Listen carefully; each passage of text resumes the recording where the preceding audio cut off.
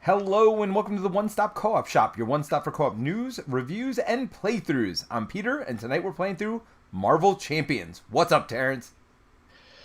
Uh, just Marvel Champions all the time, minus work and personal life, I guess. This is your personal life. This is what you do. Like, what are you doing this Uh, weekend? I'm playing Marvel Champions. yeah, that's true. Well, I felt like it's been this way where we're like knee deep in kind of the last mile for a bunch of stuff for Kind of Heroes, so I've been basically doing Marvel Champions nonstop for the last like week and a half. Yeah, well, not playing though, right? Now you're I learning. mean, I have been playing just because we've been playtesting stuff. So, Well, sure, but you're learning a little bit of the life of a game designer, which is you don't get to play games except for what you're playtesting, and that's not always fun because you think it's going to be good and it's not always good, or you think it's going to be one way and it turns out to be different. Yeah, playtesting very different than playing. I feel like a lot of times, although maybe not when you have such a finished product like Marvel Champions. Like it's hard to go too far off, right? yeah, I mean, playing is it like the fundamentals are still there, right? So like you're Yeah, still playing the game. And then we got two new heroes, right? So that all happened in the last week or so, and so it's been a really busy Marvel Champions time. yeah. So if you don't know, we have a non-streaming channel as well, One Stop Co-op Shop, and I put up the Gambit video today, and tomorrow is the Rogue videos at 8 a.m. Eastern Standard Time. So if you haven't checked those out, go check those out on our normal channel. Um, yeah, Do so you pick a favorite when you do those? Like now that they do 2 packs at a time? why don't we do that post-stream discussion? Well, or do you want to do it next week after we've maybe played Yeah, we Gambit should do it. We live? should do it next week. I was just wondering if like on the channel if you I pick don't favorites because I by play hand. one and then like do my first impressions, and then I play the other and I do my first impression. So it's almost like live plays. I just edit them a little bit, which also may be how my unboxings start coming out because the quality is so bad, and I think it's because I'm trying to stream at the same time I'm trying to record, at the same time I'm trying to do whatever. So from my understanding, if I just let my computer focus on one thing, those might the quality on those might become better. So I may try recording my next unboxings rather than doing them live, which does lose something. But maybe what I'll do is I'll do a like premiere where we can all like get on at the same time and watch it together or whatever, and people can comment during the premiere. So we'll see. I don't know. I'm gonna experiment. Terrence. Cool. Oh, but for those of you, I don't know if I should spoil this or not. I'm sure everybody knows. For all the words of the demise of Marvel Champions because they haven't spoiled anything or revealed anything, I'm here to tell you that it is not. There is another box coming. That's all I'll say. There is another box coming. That's very ominous. I mean, at the very least, they have announced the live stream that's happening, I believe, on the 8th next week, Yeah, because I with think that's Tony when and they're going to get Caleb. the boxes in. Um, Well, they so said they're gonna play. I don't think they are playing anything related to the next thing, but they are okay. gonna. They did announce in that blurb that they're gonna talk about some organized play stuff. So maybe an OP kit might come out. That would be nice. Because I feel like that died on the vine and was kind of a mess during the pandemic, which makes I sense. mean, organized play. You have experience with that. Well, maybe that's what we'll do as our post-stream discussion. We'll talk a little bit about Rogue today, and then we can do a little bit of talk about organized play. Have you ever been involved in organized play for a LCG before? Only the co-op ones. I haven't done any of the Well, competitive stuff, yeah, but I have that's done the Lord of the Rings and Marvel and Arkham ones. all right. So I am going to interview you about that later on because I'm curious, actually, about how organized play works for a cooperative game. I've only done organized play for competitive games, so that'll be cool. But why don't you tell us a little bit about this? Well, actually, let's not do the setup first. Let's talk a little bit about your hero. So you made a Rogue deck. For those who haven't seen Rogue, my video will be up tomorrow, so that'll give you first playing impressions. But she focused around this touched thing, right, where she puts this Yep. on somebody, and that kind of gives her different benefits based on who she puts it on. Yeah. So when you're alter ego, you have to make sure to actually remove it, which I forget to sometimes when I'm playing in real life with cards. but she has skin contact, which is an action where she can actually attach this to another character. So, a character can be, and it is another, so you can't attach it to yourself Correct. as Yep. rogue. So it has to be, if it's going to be a hero, it has to be another hero. It can be allies, it can be a minion, it can be, it doesn't even have to be a hero. Like, I can attach it to your alter ego. I just don't get any of the kind of stated benefits on touch, where if it's a minion, you get overkill, villains retaliate, allies aerial, and then hero, you get stalwart. And but you do get the traits, which is important, which kind of makes her interesting for deck building. And after the player phase, you kind of set it aside. So at the start of each thing, you kind of have to like put it on something, right? So you do. Oh. No, after the player phase begins, so it's not after the At player beginning phase. because There are so effects like that happen you not on the don't get player to like phase. keep it on someone. You do have to spend that action to kind of do that at the start of the turn. But that's bottom line is you don't get to get the benefit of two different characters, just one at a time. Like you have to bring it back at the beginning of your turn, and you can put it back right on the same character, but just once You per do turn. have a card in her kit that allows you to attach it to an enemy, energy transfer. So you can, in theory, with that, do it to two different ones. So this kit's built around. I want to do kind of high player interaction, so I didn't build this kit, her thing, around trying to fetch traits off of allies in some cheeky fashion. Like, I have a web warrior one that I've done, but that requires me to have touch on my own things. And I wanted to play around, because it's a multiplayer game, trying to put touch on another hero. So all of Peter's stuff is hopefully the goal. We'll see how that works out in practice. And that's kind of built all around superpower adaptation. So she has 3 copies of this event, and if it's attached to a friendly character, you can search the owner's discard pile for an event that belongs to the same classification. I think classification is a new word that they're using, but that's either identity, aspect, or basic. So depending on what that's attached to, I can then add that event to my hand. So basically like swapping this out, right? Right. So I was very confused with this the first time I read it when I did the unboxing. What it basically means is if you have it attached to me or an ally that has my signature set in it, you can get a signature event out of it. If it is an aggression ally, you can get an aggression event. And if it is a basic ally, you can get a basic event out of the deck. So the wordings, I think once you understand what it means, it's more straightforward. But I definitely had a hard time when I first read that. I'm like, I have no idea what that means. So whatever it's attached to, you fetch an event that matches that type. Yeah, so it's fun because it's very unique to Rogue. No one else can kind of do this. And so I told Peter to play an Ironheart so we could try to see if I can pull some of Ironheart's signature events to help her get counters, get her get up sooner. And then when it's attached to Ironheart, I gain her traits as well as Stalwart. So if we look kind of on the next row up, 2 of her signature events for her thwarting and attack all trigger off of kind of either having aerial, retaliate, or Stalwart. So this deck's going to want to try to get all 3. So like once we get Ironheart to level 2, she'll also be aerial, so I will get aerial from attaching that. I'll get Stalwart from attaching to her, so I can get those, and then I have Dauntless here to kind of get me that retaliate as long as I can stay up. And so that's kind of the theme that I'm going for, and then I kind of have this Mutant Protector ally stuff to basically keep my Dauntless retaliate up, because I need to stay near full health, right? So I have an endurance in here that will get me that 3 more health, but I do want to not be taking damage. All right, and Terence, you made my deck because I've been super busy this week. Not that you haven't, apparently, but so you told me it's basically focused around Hone Technique, which, if you remember, it's a card that this kind of started the requirement thing. This set of cards, I feel like, requires 2 mental resources and any other resource, so 3 total.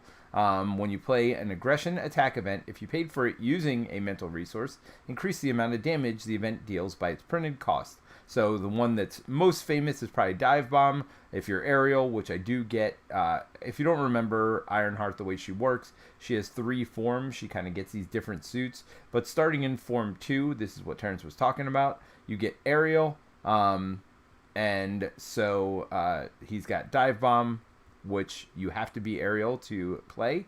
But it does 7 damage plus 1, 7 to one enemy and 1 to each other enemy.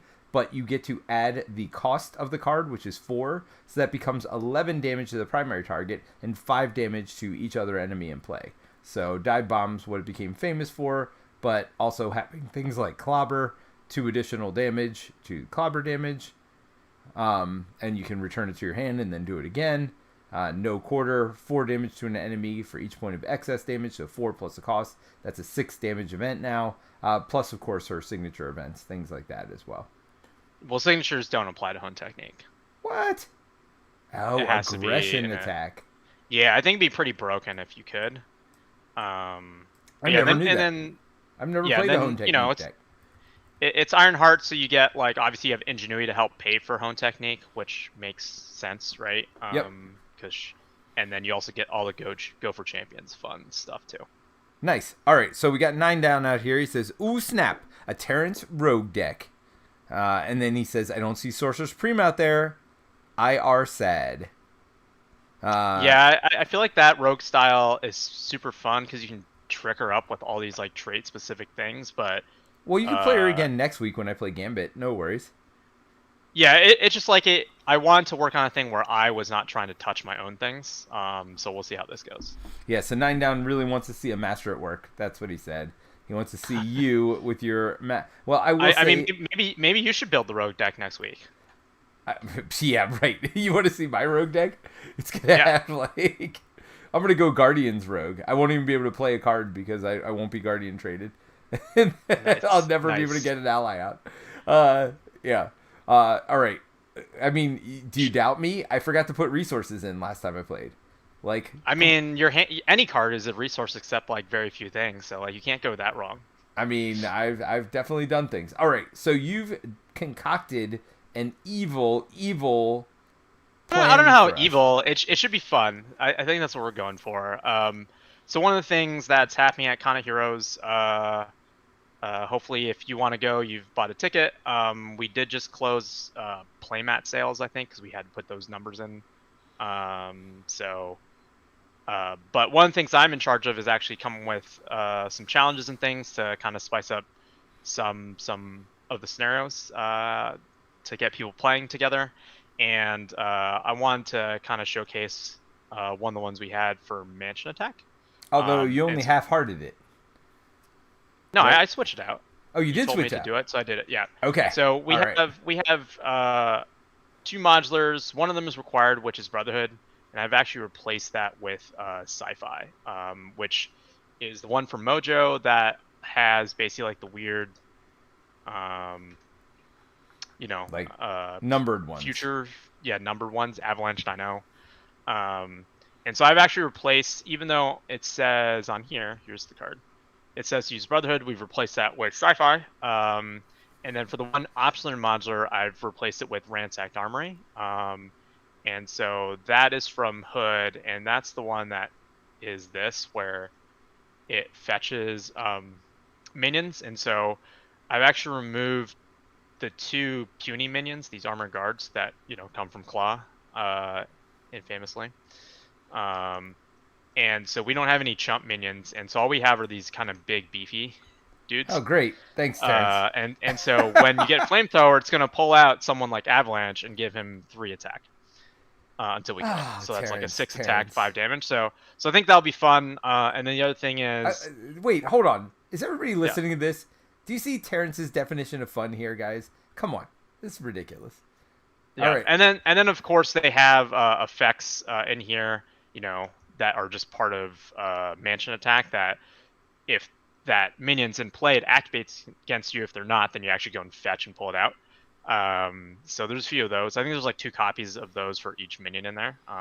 So hopefully we'll see some of those minions come out. And then one of the changes is we'll be treating those minions title and traits as if they were kind of the existing minions, right? So like Avalanche and I know we're going to treat them like they are Avalanche, and also have kind of the Brotherhood for Mutant trait. So it synergizes with cards You like didn't this in the create back. and anti-synergy. Right. Makes sense. Yes. Cool. Yep. All right. Well, So we'll see how that works, and wait. hopefully Peter Why are doesn't there hate only me 3 at the cards? end. Oh, okay. And hopefully I don't hate you at the end. I mean, I hate you already, Terrence. I listened to your description there. Now I'm laughing and I'm joking now because clearly I helped you like not come up with this. This is your own devious idea for sure. But I helped you edit some of the cards earlier today, like just, wording wise. So I already saw this evilness, but now we get to see it live and in action. So we'll see how it goes. All right, Terrence, you want to go first or you want me to go first? You can go first. Alrighty, so let's draw my 6, right? Yeah. Yep. I mean, this feels Ooh. good. You already have Stroke of Genius in your hand. I mean, I have Stroke of Genius in my hand. I have Photon Blasters in my hand. Fly over. Probably don't need that. Probably don't need Clobber.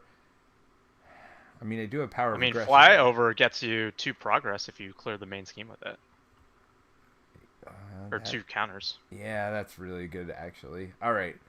So I mean, I don't know if it's worth it. I'm just saying that that is on the table there. No, it is worth it. By the way, because then you can also fetch it as well. Although, so what's Stroke of Genius? After you spend this card, place 1 progress counter. So here's my thing. Flyover and Photon Blasters are going to be my only 2 cards played. Right?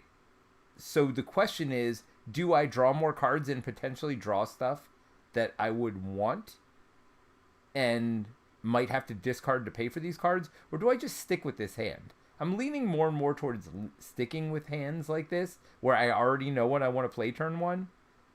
Yeah, it kind of depends on how much you want to be fishing for something. Like, if you got, say, Tony Stark AI, would you play that instead? Well, that's the question. And then do I get sad because I can't play? I mean, Flyover, I guess, is a good to have, not need to have, right? Yeah, exactly. Like, I think you would dump Flyover if you had to, right? So still dump Power of Aggression, Clobber, and Pitchback, and see if I can get something that I would do instead of Flyover. Yep. Yeah, see, there you go. Tony Stark AI. It's like I saw the future. How did you do that, Terrence? All right. Well, and honestly, with Genius, I could still play all of it, in case you were wondering.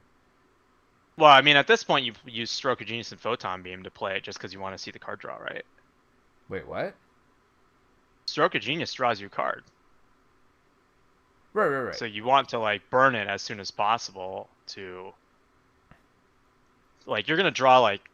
You're going to see 3 more cards this turn, right? So, like, you kind of don't want to burn your double resource yet. So pay those 2 to play Tony Stark's get the counter. AI, draw the card, get the token. Yeah. Oh, there you go. See? Another Stroke of Genius. All right, so this is going swimmingly. So if you don't remember, it costs 6 to basically level up your character. And I already got 1. Looks like I'm going to get another one. Well, you Tony Stark first. Yeah. Because you want to see the so other I draw 2 cards. 2, and I get to keep 1. Are you kidding me? Oh, man, that's a bad time right there. Well, that's what I'm telling you. So maybe I don't fly over this turn. I don't think you fly over this turn. Oh, and I can hone technique. And that's the whole point of this deck, right? Yeah, I think you burn I hone Martial technique. Prowess. I hold on to Photon Blasters and fly over for next turn, right? Although... so what do we do with this? You discard the other? You have to discard the other one, yeah. But it's fine. Like, with Tony Stark, you're going to be, like, drawing through stuff. No, you'll be able to play one of those because you get to draw a card with Stroke of Genius. Or... So I play Photon Blasters, right? And then I just discard Flyover and deal with that? Yeah, I don't know. Maybe you draw another double resource. You don't know. I mean, the question then becomes, do I hold Hone Technique instead? No, I think you play Hone Technique, you draw 1 card, and then you play one of the cards. All right. I mean, I do have a lot of mental resources here. All right. So 1, 2, 3. Yeah. Now you'll be sad if the card you draw is like Moon Girl, right? No quarter. That's fine. So Yeah, I don't fly over. I play Photon Blasters. Yeah. You should get 1. a second counter for doing Stroke of Genius. Thank you for reminding me. So now I got Photon Blasters, which gives me +2 hit points. And exhaust Photon Blasters to deal damage equal to the Ironheart's version, which is only 1. So, I mean, I guess that does beg the question. Am I better off getting the 2 counters? Or having a plink damage for the rest of the game? I mean, I mean, he has tough, so there's that. All right, so I'll flip over. I'll plink off the tough. I mean, it's you do want diversion to as fast as possible, so I don't know what the right call is, but I mean, with Tony Stark AI, you are burning through like 7 cards a turn or 6 cards a turn on hero side, right? Yeah. All right. So I'm gonna go ahead and just attack for 2 Okay. because I thwart for 1 right now. As soon as I get to phase 2, I do a little bit better with the thwartiness. But all right, and that's gonna be it for me. Cool. I'll do X-Jet. I feel like that's the right call, right? I mean, yes, free resources, turn 1. That's always the right call. Ooh, you have Moria McTaggart. I've never seen her played yet. I guess I'm going to see that now, right? Yeah, so basically every time you flip, you get to draw a card. So I'll do that. So you get to draw a card, and you got X-Jet, so you'll be able to play... Yep. Oh, although you could superpower to get my card. Yeah, do I do that? I mean, I probably play Forge, right? I mean, you can't pay for it. Oh, no, you could. Yeah, I can. You could pay for it. I also could pay for flyover.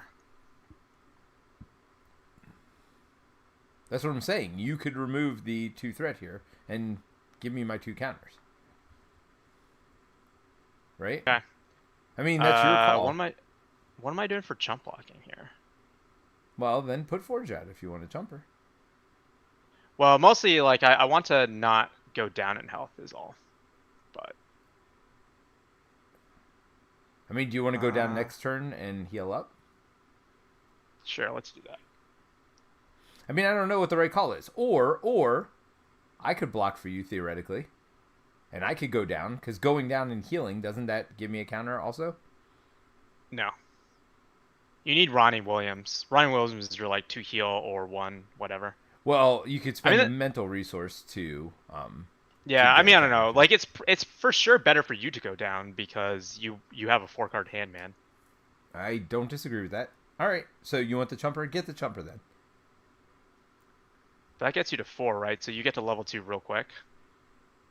Whatever, this is the point of the deck. Let's do it. All right, I'm gonna pull your thing, and we're gonna play. Terence, it's a family show. So you're pulling flyover. You're not pulling my thing. Remove 3 threat and 1 more. Place 2 progress counters.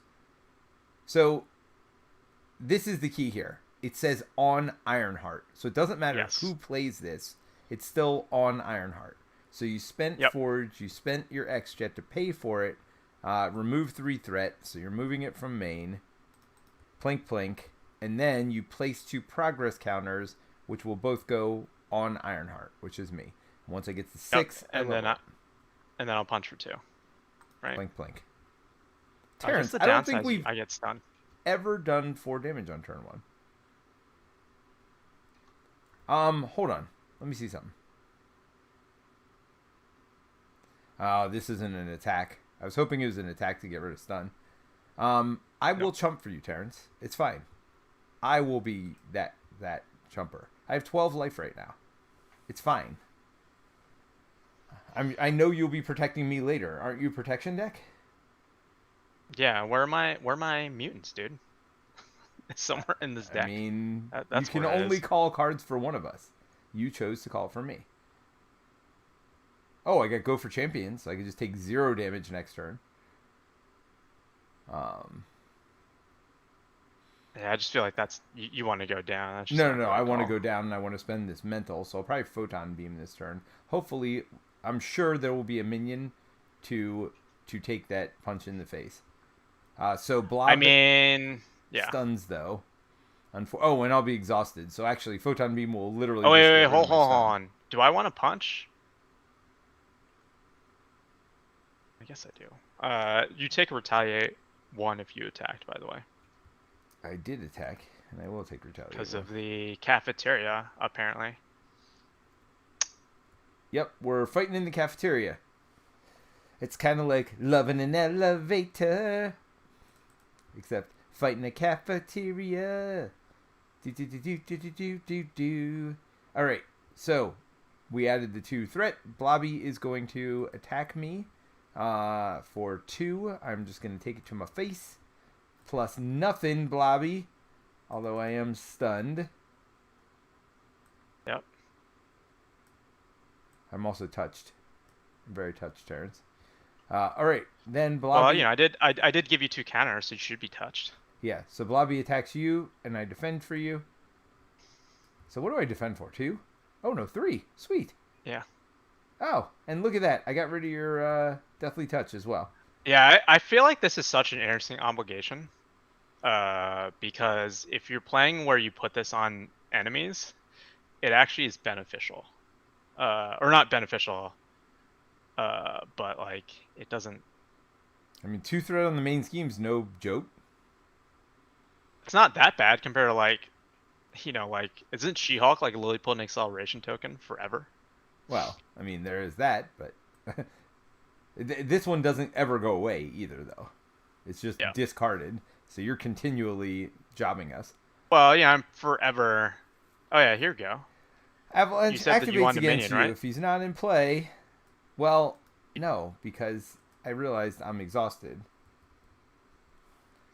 So, again, whenever you're looking for Avalanche, you look for the numbered version. After Avalanche 9.0 engages you, exhaust a character you control and deal 1 damage to that character. Haha, I'm already exhausted. Does that second thing trigger because you didn't exhaust the character? It says and. It's not if you exhaust, then do a damage. It says it's basically do both. Oh, here we go. Here we go. Mojo Runner. Each minion ally gains tough. Discard each other setting environment in play. So we've got our environment. So people come in tough. Too bad Avalanche 9.0 was already in. So sad for you, Avalanche man. Oh, Toad? Oh, after Toad engages you, place an upgrade you control face down under Toad. That sucks. Does that mean I have to put touched under him? It's upgraded touched? Yeah. Well, you don't control it, do you? Because it's on me? I guess it's still your control. Does that mean when I... Huh. How does this work? Do I get to set it aside as a force response? I guess if it's face down, it's like out of play, right? Yes, that's why it's face down, because it's no longer like around.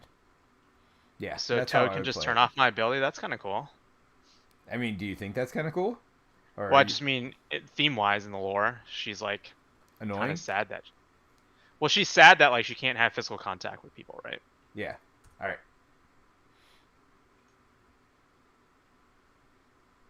Cool. So does he activate against you? Yep. So I take 3. And exhaust and take 1. Yep. Hey, remember how you didn't want to take damage? Oh wait, is that only that's only if he engages you, right? Yes, I'm sorry. Yes, so you don't take the 1 or exhaust. Yes, that is true. Okay. Not activates. That's right. It's not a star ability. Okay. Well, that all just happened. Welcome to First Player, Terence. Okay. Are we both going what are your down thoughts this here? turn? I mean, I don't know. I'm stunned, dude. Like I got nothing. I'm stunned. I'm exhausted. I'd love to photon beam and actually be useful, but actually be useful. What should I do this turn? So this only goes up to 14. The threat, yeah. I mean, somebody's gonna have to thwart, or take, or I assume you're gonna Tony Stark AI, right? Yeah, you want me to do that now? That makes sense. I forgot about Tony Stark AI. That's actually very good. I mean, Power of Aggression doesn't help, but New and Improved doesn't really help either. And it's just a card for you to play something with, right? Yeah. So I could pay 2 for Photon Beam, then I still don't have enough to Well, sector scan I could do, right? Reduce the cost by X. So I could sector scan.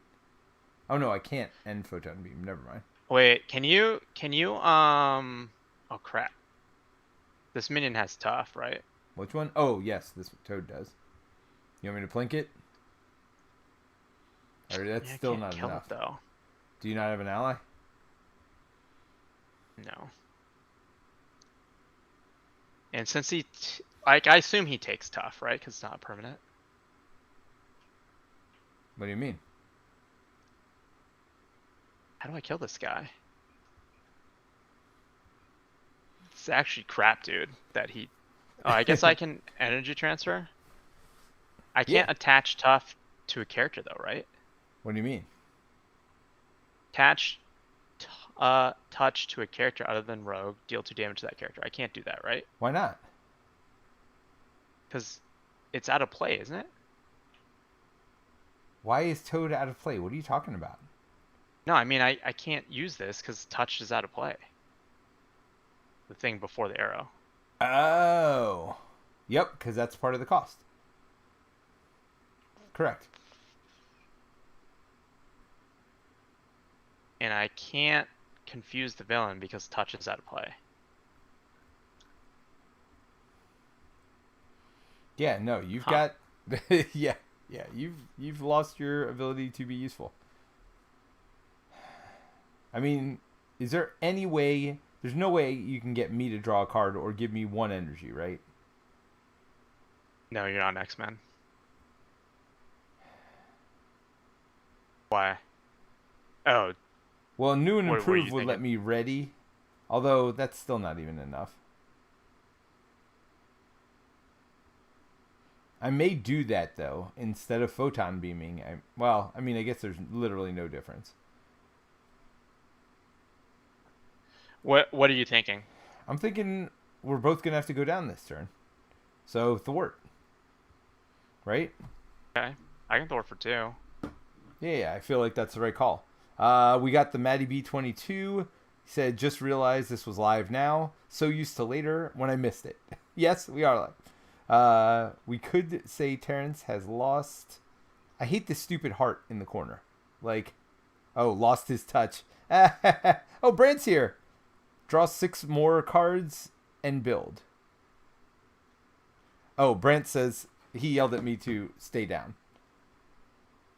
But because I didn't stay down, you got to give me 2 more counters. So there was that. I guess I just put this in, right? And then I'll hold going rogue for thwarting next turn. Sounds like a plan. Yeah, because we're gonna definitely need to thwart next turn. So I guess I photon beam, right? Do I hold power? That just raises your stun though. That's what I'm saying. Yeah. Well, let's do this. Let's get rid of tough, right? That's the obvious first move. Or are you gonna get overkill? You think, or piercing? No. Okay, so we'll get rid of that. So do I photon beam to get rid of it? And hold go for champions? Do I hold power of aggression? I mean, I guess I could theoretically hold both. I don't know that I want to do that. And if you're going down... Oh no, I have to pay something to get myself a counter. So I just... So it has to be a mental. Yeah, which I can do new and improve for. So why don't I do... So if you only get 1 thing, are you just going to search for a card? I'm going to 1/2 to photon beam to get rid of this. I think that's the right call. I see. I'm going to flip down. And then pay new and 1. improved to get a 5th counter. And say good day. I think I hold go for champions. Worst case scenario, I can use it as a mental to power it up, but go for champions is pretty good, right? Because I could chump for you and I can take no damage when he attacks me. Kind of like first turn, except no damage this time. It's pretty expensive though. Yeah, that's the only thing, is I think it's super expensive. It's super expensive early when you have nothing to help pay for it. Although I just got a double resource. So we'll see. We'll see where we go. So are you confusing? You're confusing, right? This turn probably? Maybe next turn. I don't have to. I could, if you play Professor X, I could just touch him and then aerial. I Or mean, actually, you have flyover, right? So I could hold just. on. I'm about to level up, and I can dive bomb. By the way, does that hit everybody Yeah, in the game? it does hit everybody. Yeah, I mean, that's it'll do. It'll. that's the other You hit the option. villain. I think that's what you do, right? I hit the villain for 11 and everybody else for 5. That Yeah, you seems. do need a mental though to do that. So you'll have to I sack got Professor X Professor and X. go for champions. So Yeah. one of them will get me the mental I need, and then the other one will help pay for dive bomb. Yeah, well, let's see what happens here first, but I feel like that's what's going to happen. So let's hope some. Oh, dive bomb. Oh, dive bomb doesn't have piercing, but I do have my photon blasters to plink off Tufts if we need to. All right, so we are going to have him scheme against you, Blob the schemer. Wow, that's a 5. big scheme for Bob. He was mad. He's going after that All right, cafeteria. then Well, two for Toad. let's be honest. It's Blob in the cafeteria. Of course he's gonna go. He goes big. Two for Toad. Yeah, I did And that. then Then he does 4 more against me, and 1 more from Avalanche. Yeah, no. exactly 4. So we burn the scheme. Nice. Oh God. Yep, that just happened. All right, so remember if we get 3 of these here, we lose, and we automatically put 1 more there. So yeah, Oh, nice. Steady. if you steady, come and get Who it. needs Na support? na na na na na na. It goes up to na. 2. Yeah. Na na na. Wow, we just lost all of that in 1 second. All right, well, I guess we can't both go down again if it's the cafeteria. I feel like Blob is not as interested in the atrium. He was definitely interested in finding that food though. He's like, what's going on here, guys? I gotta blow this up. Oh, here you go. Here you go. Oh, so Blob activates, right? What does it say? If a minion with the same tile as you is engaged with the player, discard that minion. The villain activates against the player. So, yeah. All right, so Blob, we pulled out Blob because of how we're doing things, and Oh, nice. How do you feel about that? I told you he doesn't care about the atrium. He only wanted the kitchen. Blob in the kitchen. 1 reveal, please. 3 dude. thread on the scheme per Brotherhood of Mutants. So this is why you said that it gets all the traits of the characters. So these Yep. are considered not programs. They're considered Brotherhood of Mutants. So we got 1, 2, 3 times 3 is 9. Alrighty. Well, main scheme's more important than this. I mean, like it'll be around 9 turns before like it's an issue. All right. So All right. that You're first. that did not go according to plan. But guess what? I'm gonna get you your touch back, Terence. How do you feel about that? I feel great about that. That felt really sad last turn, actually. All I right. had this like awesome set of things I was thinking about doing, and none of those happened. Ooh. I don't have enough mental to make. Well, actually, I have 2 mentals. I get 2 of my 3. Yeah, but you need a mental for dive bomb to hone technique it. It's just not Well, worth it and I need mental for whatchamacallit here too. to leveling up. To level up. Yes. More importantly, Terrence, I need it to level up. All right. So let's start with that. I mean, I can definitely help you level up. Well, I guess you can do it, but Well, if you needed me, I could also help you. well, I can't. Oh, I guess dive bomb I could do on your turn theoretically, but can you help me with him still having your thing? Maybe not, right? Yeah, maybe not. All right. So I'm gonna flip over and I'm gonna level. So using all 6, I go to level 2. Now I am aerial. Now, same thing. Remove progress. What do I do on this side? Any 2 resources I can do beside just mental. All right. So I need to pay for dive bomb. I'm gonna pay 1. You do ready. So did you exhaust to do something? Oh, good catch. Yeah. So I will exhaust 2. Well, hold on. I was on level. Oh no. Yeah, I would have been level 1. If you do 1 on main, does flyover do 3? I can get you 2 more counters potentially. Yep. So I did 1 on main, and then you're right. I'll level up and then ready. Yeah, I forgot that you readied when you level up. All right. So I already paid the 2. 3 because I got to pay the mental, and 4. And then you might as well clobber, right? Yep. To dive bomb. So, So that's 11. oh, Gets him down to 23. No, wait. He's at yep. 34. Yeah, he was So, oh 34. yeah, 11. Yeah. I'm sorry. So yeah, it is 23. Yeah. I'm sorry. I thought that was way too good. Are you going to are you gonna pitch back? Probably that's why I kept it. But I don't need to do it now. What is it? After your hero attacks? It's after your hero attacks, which you just did. Oh, I see what you're saying. Because that way I could actually thwart if I wanted to. All right, so it's 4 Yeah, more in theory. damage. I mean, that Yep. seems good, right? Yep. And if I had a mental resource to pay for that, that would have also done it again. Now this does Did 5, 2 yeah. now, so I mean, Yep. we know where that's going. 1, 2. Do you want me to start thwarting this thing? Yeah, why don't you do that? 1, 2. All right, that works. I'm gonna pay Polaris. Does anybody notice how good What? this deck is? We know Terence made this, right? Like that is a thing. Yeah.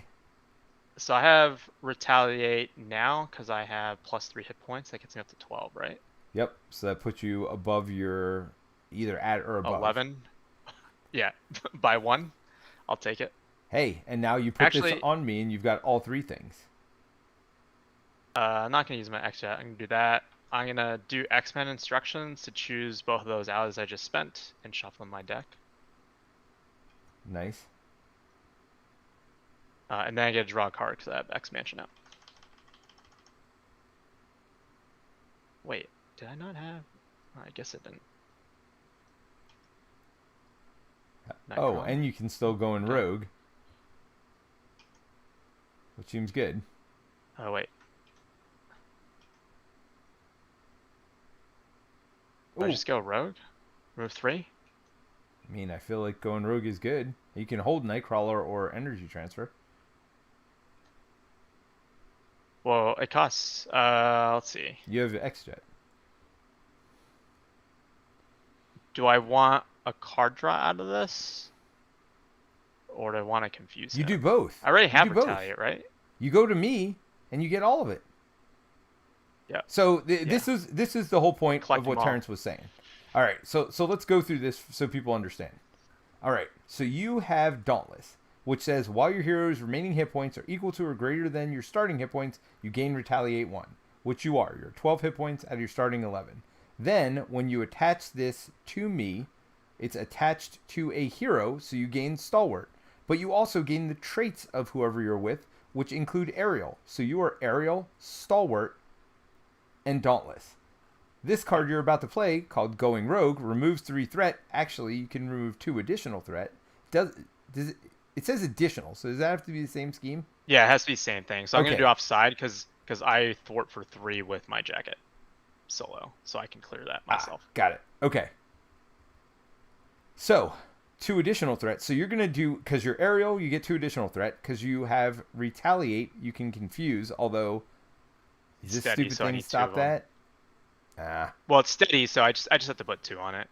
But you know, it'll happen. And then, because you're Stalwart, you're going to get to draw a card. So, All for yeah, 2. That seems good. For 2 costs. Yep, so you thwart for 5. Yep. So that thing's down to 2. You draw a Yeah, card. and then I'll thwart. And Got Utopia. You got it confused on. Yeah. And then I'll thwart for 3 on main. Right. On me? Yeah. Yeah, I mean, I Yes, guess we get can't that take a down 0. chance, but honestly, I don't. I mean, one of the events is already gone. Maybe we just get rid of this thing. That's just flyover bait, you know, like Okay. in my opinion. All right. It accelerates it for no reason. You know what I mean? Yeah. But yes, I agree. I would like flyover. All right. So let's ready up and draw up. I actually get a 5 card hand size now, which is better than a 4 card hand size. Ooh, combat training. Ronnie. There's Ronnie. So guess who's going down? Locust also. After Locust enters play, add an aggression event from your discard pile to your hand. That seems good. Although, yeah. All right. So where are we? We're going to add 2. And then you are first player, so he's going to attack you. Do you want me to chump for you? Only if you want to. I mean, I just lose. I guess I lose retaliate if I do that, right? Yes. So I'll block for you. So that's 2 plus 2. So I am stunned again. And I take 1 damage. And then he attacks me for 2 plus... Take 2 indirect damage, so that's 4 damage. 1, 2, 3, 4. And that is that. All right, so go ahead and take your card. Hopefully it's not terrible. Well, he's going to attack me, so I guess that's happening. So you take 4 and you're stunned? Yep. I tried, Terence. I tried. It's all good. I got Magneto over here. Villainous. After Magneto activates against you, place a magnetic counter on him, then choose to discard a card from your hand for each magnetic counter. Yeah. How do you feel with that? I don't feel good. Yeah. That's not good at all. All right. So I am first player. Yep. And I'm going to have to discard cards, but I'll probably be down. I mean, when I say probably, like, I'm going to be down. All right, so let's go ahead and Tony Stark AI to look at 2 cards. Ooh, I could blank the text box on him. Oh, but I could also get... That means no villainous. I mean, it's for 1 turn only, though, right? Or is that ever? Yeah. No, it's 1 turn. Oh, it's non-elite. He's elite. Guess what? Oh, he's elite. Never mind. Yep, but I do give propulsion jets, which seems good. Yeah. More hit points. Did you give yourself 2 when you put photon I blasters out? did. Okay. So I feel like that's priority 1 is propulsion jets. Ronnie Williams is priority 2. Probably right. Well, I mean, you know, it's going to be both, right? Yeah, Ronnie Williams seems like priority 1 The for question me, just because you had 2 health. So I also think I don't worry about combat training. So I'm going to spend 1, 2. I mean, you cycle through your deck now so fast. To put propulsion jets in. The only reason I said it's priority 1 is because I can use it while I'm up, right? So we're going to poke 2 over here. And then we're going to remove 2 from, I guess, main. Main? Yeah. Oh, this should be at 3, right? You're correct. So should I just kill this thing? Are you going to be able to pull a card for me or anything? Or No. No. No, just kill it. Just kill this thing? All right. Yeah. That way when we shuffle their deck, it's back in as well. So that's not a terrible one. Although we're not really close to shuffling their deck, I guess. Okay. Yeah, then I'm going to spend 1 for Ronnie.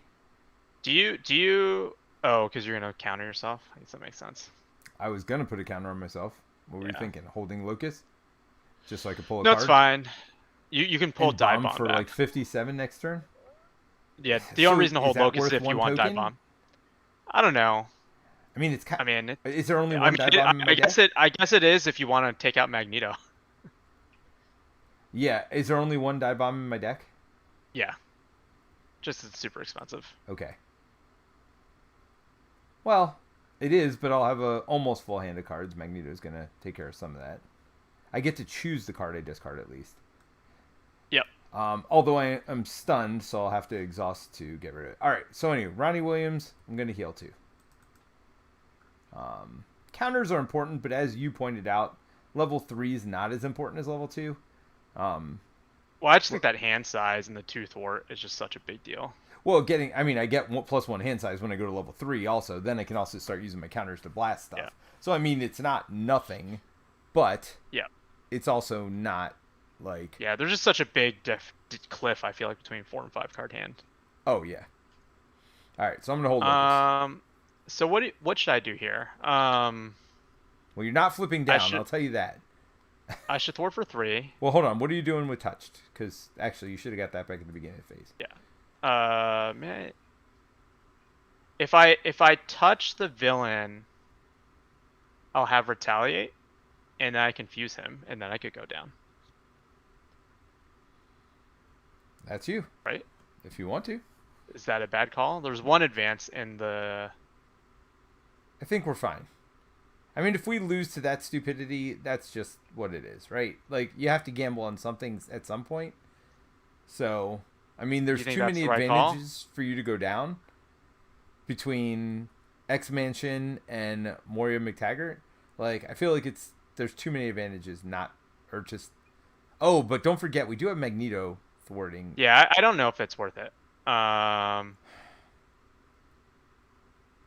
Let me leave this here. Let me play. Yeah, let me not thwart this down. Well, hold on. I still feel like Uh, you put it on Magneto to get retaliate, so you can still confuse. Like, I still think that's the right call. no, Magneto's overkill, not retaliate. No. If you put it on Blob, that's what I'm saying. I still think the right call might be put on Blob, not me. I can kill Magneto, actually. Oh, well then maybe we do I that think. plan. Can you kill Magneto while doing the plan?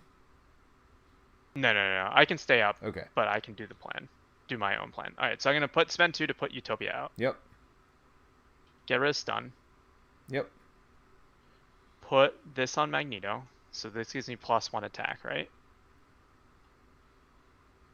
Play Are you overkilling? Nightcrawler. Are you overkilling? No, So then why don't you just attach it to the boss? no. Just put. Because I'll you attach still to get the the boss. +1 attack. Put Nightcrawler out, which readies me. I hit Magneto for 3, Yep. and then Nightcrawler hits him for 2. 3 and 2. Magneto's gone, right? Yep. And then I'll just stay up because I have Nightcrawler, right? Sure. So you didn't. At worst, I can spend 1 to put him back in my hand or something, right? Is that what it is? Spend a lightning Yeah. to prevent all the damage. It seems good. All right, so let's ready up and draw up. I get 5. There's been lots of chat, so before we start the villain turn, let's go ahead and look in on the chat real quick.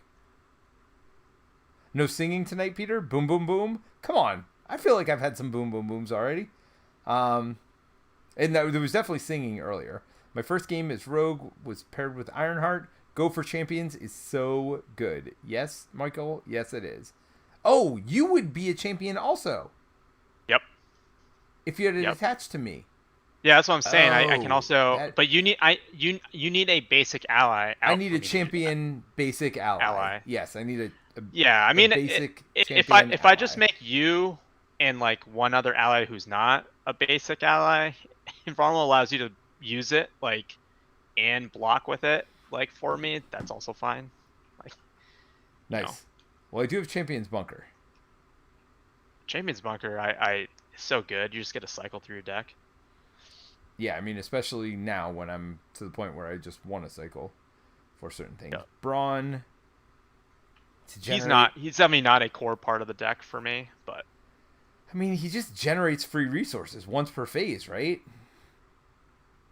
yeah. I I mean, you he's have not to bad. He's just not a cornerstone of the deck. You have to figure out a way to exhaust them, right? That's the only. Yeah, key. I feel like she has some really fun leadership builds because you can obviously exhaust Brawn with like strength Yeah. and numbers, other stuff, but then also Yep. now with Beast, you can actually like pull out Stroke of Genius because it's a resource every time you play Beast. Yeah. So my only mental right now is Flyover, which is sad, right? Yeah, where's your Ingenuity? Ingenuity is one of these 2 cards, man. Well, I'll get it, right, with Tony Yeah. Stark AI, which is good because I'm on Alter Ego, so that's not bad. Wait, why are you on Hero's side? Like, I should not be, clearly. you're just looking at your stats. Cool. I don't remember. Maybe I forgot to flip down, but clearly we So it said goes up. Just Goes up 2. Yep. All right, and he is going to scheme against me, so 2 + 1, and if the villain is Blob, which it is, give him an additional boost card. That's not wonderful. Oh wait. Nightcrawler has no damage because he was tough. Wait, is he tough? Oh, I forgot this thing's still out. This and this. Did you give Magneto tough? Did you give Magneto tough? Don't think I did. Oh. So should he be 2 hit back points out left with on him. Would you have changed 2 what hit you points? did? Yeah.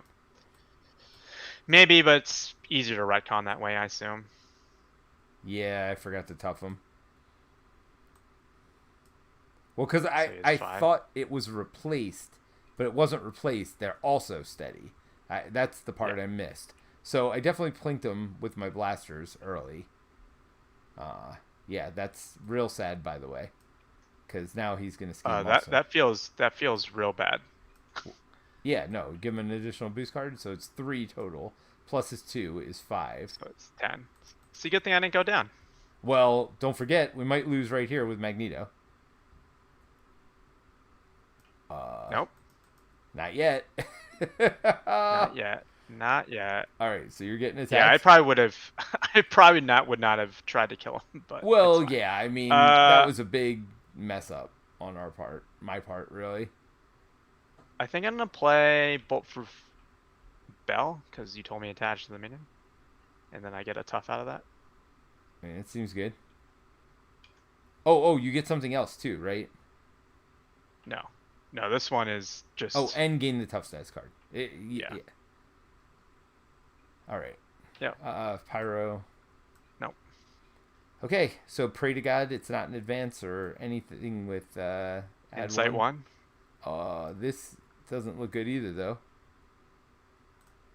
Yeah, this is fun. While I was thinking about this, because if we don't get rid of it, it just pulls minions out each turn. The end of each round, after the first player token is passed, the first player searches the encounter. So we're going to get a minion right now. Yep. Now, I am going to fly over, right? So, there is that. Attach the minion with the most remaining hit points. Wait, what happens? You reduce it by the boost icons. Wait, oh, you flip a card? Yeah. Is that every time or just once? Every time, right? Until you kill him. Okay. What does it say? When attached, it would take damage. All right. Yeah. So here's a question: I can't target Blob, I'm assuming now, with flyover, because these guys have whatever, right? Because they have patrol and guard, so I can't for target. Dive Bomb. Yeah, you can't. You can't dive bomb Blob. That's correct. Terence, what is going? Well, you're before me, so theoretically you could get rid of this before I go, and I could still dive bomb Blob. Well, hold on. We gotta before it's passed. I gotta find a minion, right? How do we do that? Search the encounter deck and discard pile for minion. Well, let's. Someone that doesn't have some scumbag interplay effect, I think. Yeah, you think? I mean, they could have up to 5 life. So we don't want 6 life. So, Toad? Maybe you take Pyro. What do you think? Because he steals an upgrade. That doesn't seem great. I would take Pyro. Well, does it put him into play? What happens? Puts it into play. Yeah. So I get to pick, so I will take Pyro because he has no interplay effects, right? The end of the round after the first player token is passed. Yeah, so I'm now first player, so I do it. But does he get tough? So he does get tough because of the setting.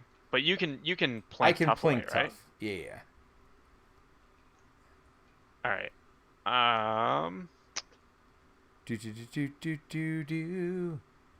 So, all right, so I don't know that we've ever talked this much about what we're going to do in a game before.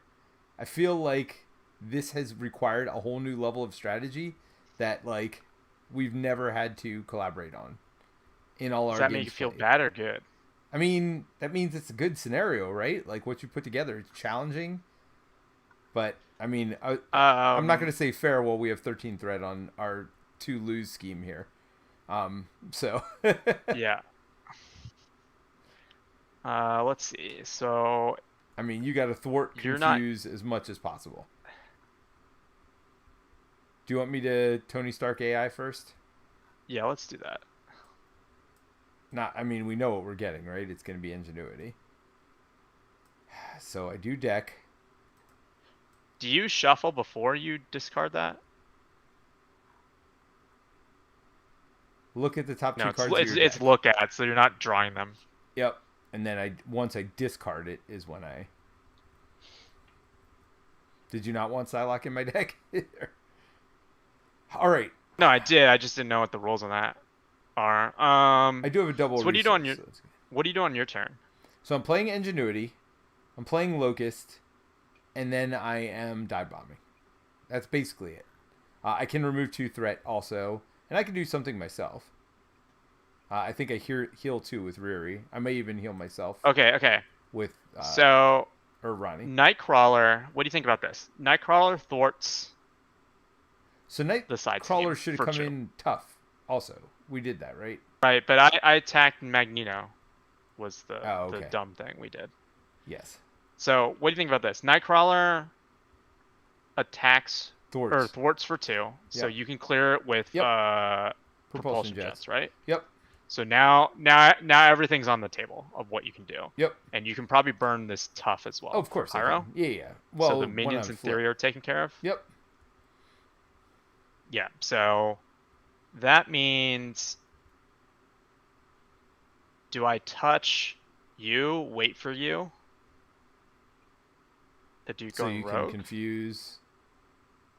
Yeah, I think that's right. So you can remove 5. Yes. Because right now I you can't do confuse. anything. I can't confuse until I heal. I Well, it's need an to action, get up. so you could touch me later. Because I don't Yeah, know but if it matters. if I touch I think it's- Nightcrawler. Wait, if I touch you, I get to draw a card, but then I can't play armor. Yeah. I mean, you've got Nightcrawler. Like, I don't know. I don't get to draw the card until I do it on you, right? And you have to be a hero. Yes. Yeah, because you won't get Okay. my traits or anything until then. Yeah. Oh, I can't heal because I got to get rid of the stupid stunned. You have Ronnie. Ronnie can heal you for 2. Sure, I did. Oh. That's with Ronnie healing me for 2. Okay. So I can going rogue, and I think I should just do the aerial to get as much as I can. I agree. Is that true? Yeah, just wait for me to flip up. So I think you're. I don't know that there's much you can do right now. Or I was trying to do some cheeky thing where I could play armor.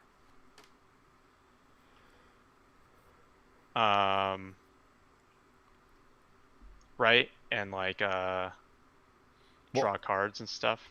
How Or do you not draw cards. cards? Ready, and then thwart for a bunch. I mean, if you can do it, do it. But I can't thwart because this minion's out, right? Right, correct. I mean, you can thwart this. Like, it's Should I still... just get rid of that? I mean, it doesn't hurt.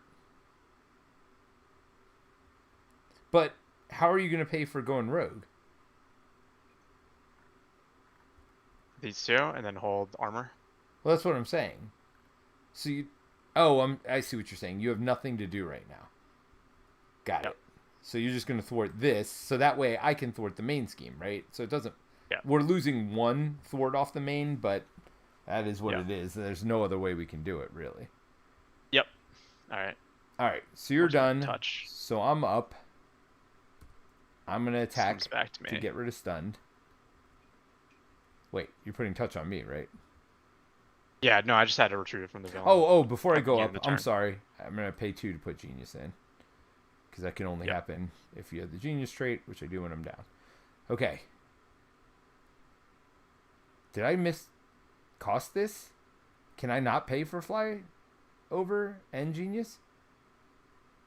I cannot. Or are you dive bombing? What are you doing? Yeah, I can't pay for Dive Bomb. Oh, I don't have Dive Bomb. Oh yeah, you don't even have dive bomb because you decked. Oh. Well, hold. Oh. Well, you could play Locust first before you did it. Yeah, let's. All right, so hold on. Yeah, before I did that, I wouldn't have had this in my hand. But yeah, I had to play Locust. Well, I couldn't play Locust. Well, I couldn't do it on your turn, right? Well, you can do you do Tony Stark at any point. Doesn't have to be on my turn. That's what I'm saying. So what I would have had to do is play Locust when my turn came around. Yeah, but then you can't play in. I can't play Ingenuity. this anyway, so I search for Dive Bomb, right? All right. Yeah, we messed up the order there, but okay. So all this is on my turn. Then I Tony Stark AI. I get my Ingenuity, although Which you'll play honestly, next turn or something. yeah, there's no real reason to even do that. But since I did it, I'm going to say Only I if you did want it. to play it soon. Well, I can't play it this turn either Yeah. way, so it's really just taking up a spot in my hand anyway. But that's fine. I did it. I'm not going to go that far back on it. But yeah, it makes no sense to have played it. Because I can't pay for it and pay for Dive Bomb is the problem. Yep. So I'm just going to pay everything except for Ingenuity. Because I'm sure I'll be back down in a minute. 3, 4, and one of those was mental to Dive Bomb. I'm going to Dive Bomb the villain. Oh no, you got it. You gotta Oh, I'm sorry. You gotta Yes, flip you're up right. first. Yeah. You gotta So flip up flip first up, as well. Yeah. Plank Tough. Take 2 off of this. Because it's not a thwart, so I can do it. Yeah. Alright, so now I'm Dive Bombing the villain. Yep. So he's down to 6. Well, hold on. Yeah, so he's down to 6. Does 5 here, kills him. Does 5 here, but we're going to reduce it by 1. 1. So, I mean, honestly, unless it was a 4. That's a nasty attachment, dude. Yeah. Well, it's a nasty attachment to a 7 life villain. That is for darn sure. With villainous, yeah, feels good. All right, I'm just going to keep the tough on Locust, and I'm just going to keep Ingenuity in my hand. Again, not ideal, but it's what had to be done. All right, so I'm touching you. Yep. And I'm gonna spend 2 to play going rogue. Yep. Which removes 5 off of main. Seems good. And also draws me a card. All right, now I'm gonna hold this. Yep. Seems good. Wait, I should have, because I can give her tough to someone else actually. So that seems like. Well, you get tough. Everybody gets tough when they come in. Remember? Well, but she can give tough to any X-Men. She just has toughness, which doesn't do anything negated right now. negated by the. Yeah, that's why I was saying I wanted to do the swap. Yep. I mean, the 1 discount is the only real benefit, but I don't even know that that's a benefit at this point. Okay. So we're going to ready up.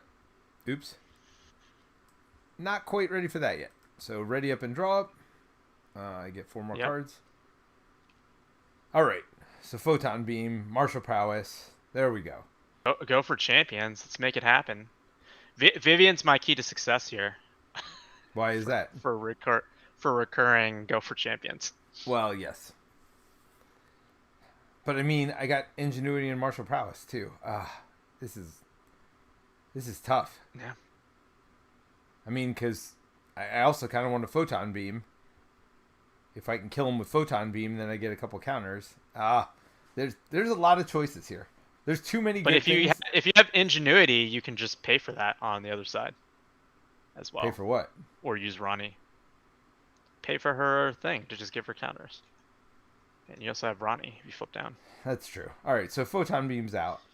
Martial Prowess is probably out. I mean, I can't pay for Go for Champions this turn, by the way. No, you're not paying for Go for Champions. You have Tony Stark, so who knows what you draw. That's true. Okay, let's add 2 to the main. Then we are going to get attacked. Yep. Starting with... Are you getting attacked? I'm getting attacked first. I have tough, so I'll just eat that. Oops. Okay. 2. I'm going to block with Locust. So nothing happens. Locust. I will mutant protectors. What does that do? Play only if your identity has the X-Men trait. When enemy attacks, put an X-Men into play. So she gets tough and is defending. And then I can put toughness back on myself. So wait, do you pay right? for her, or do you just pay one? How does this work? When an enemy attacks, Put an put ally an into play. ally into play from your hand. Exhaust it and declare as defender for the attack. So she's just in Yeah, it's play not like forever now, at the I, cost of one. s- I assume that's how I that mean, works. Are that's you? Am I no, misreading that that's card? super good. And then, I mean, it takes 2 cards out of your hand, though, right? I mean, I guess, but that's really good. Well, 3, I Hey, guess, we because got rid you of this garbage. you had to pay for it Surge as and well. exhaust garbage. Yeah. All right, so your first player, draw a card.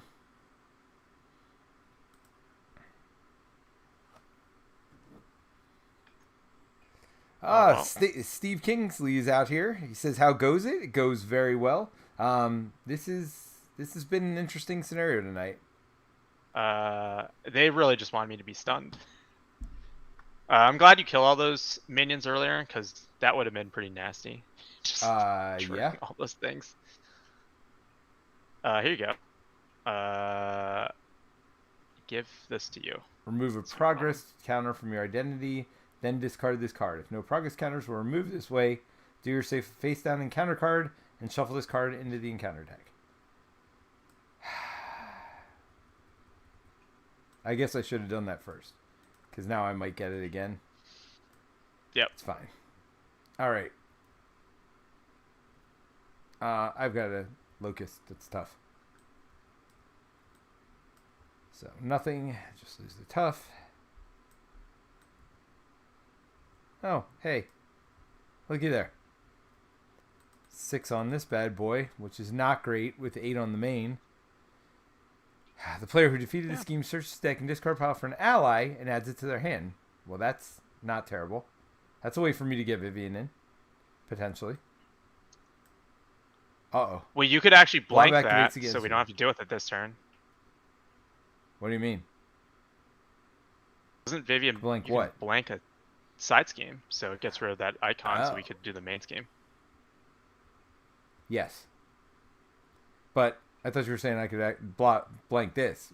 Blob activates against you. Oh no. If he's not in play, Oh, here you search go. encounter, Do you want me to defend for pile. you? I mean, yes. You're tough, right? Okay. Well, I'm not exhausting Do myself. some I'm of gonna send Nightcrawler. Well, I mean, think the you need me problem to is thwart, he so I'm not- stuns me if he does damage, right?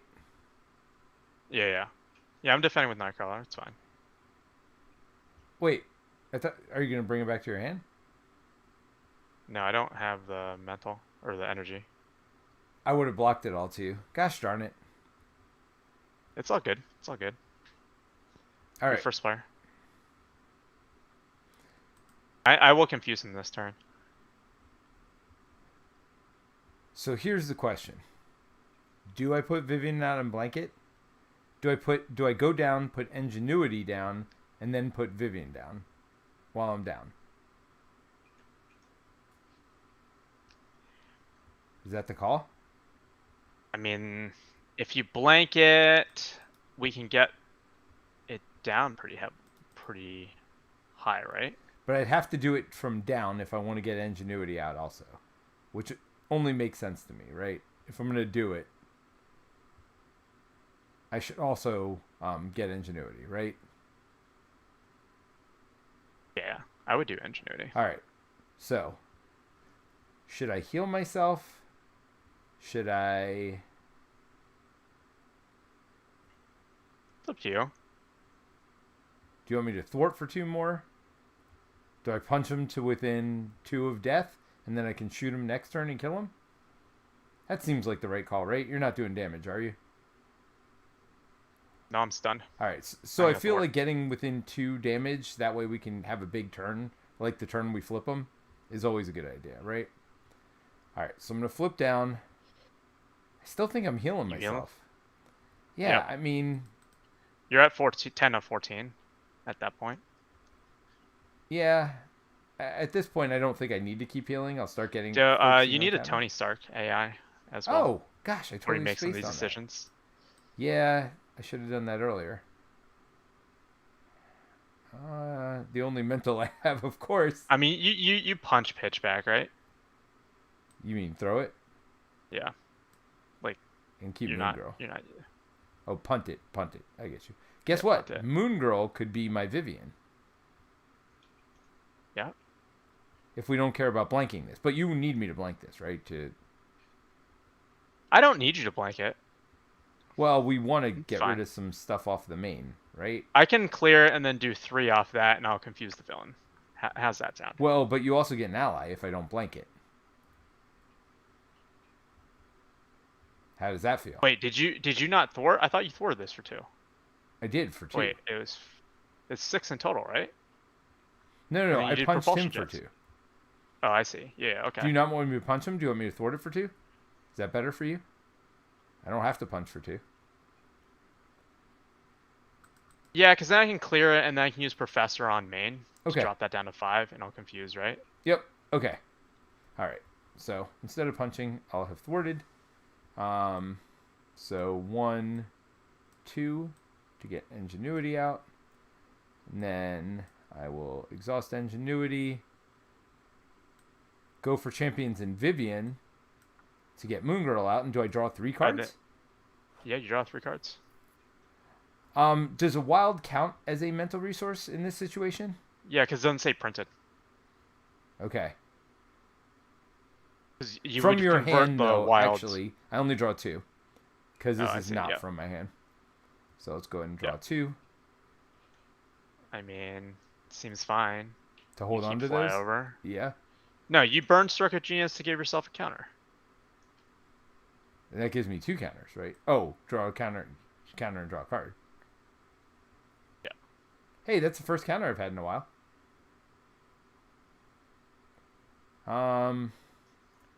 Do I hold that? It's expensive. But I do It's get up to you. tough and to ready myself. Or search Yep. for an Ironheart card. It is expensive, though. Yep. I mean, I could just burn it for a counter, worst case scenario, if I don't get some double resources. At this point, it's like, are you trying to sucker your deck because you have cards in your discard, or I don't what really are you care looking to that do? much at this point. That's I kind don't think. Do I have flyover? Okay. I should, actually, right? You have Flyover in your hand. No, I don't mean flyover. I mean the one that does 11 damage. That should be... Die Bomb's in your discard, so you should just try to cycle. Wait, where is it? I don't even see it. Did I screw up and not... It's in your discard. I did not put it in. I don't see it. Put one Dive in. bomb should be in there. It's right. It's right here. Oh, Discard.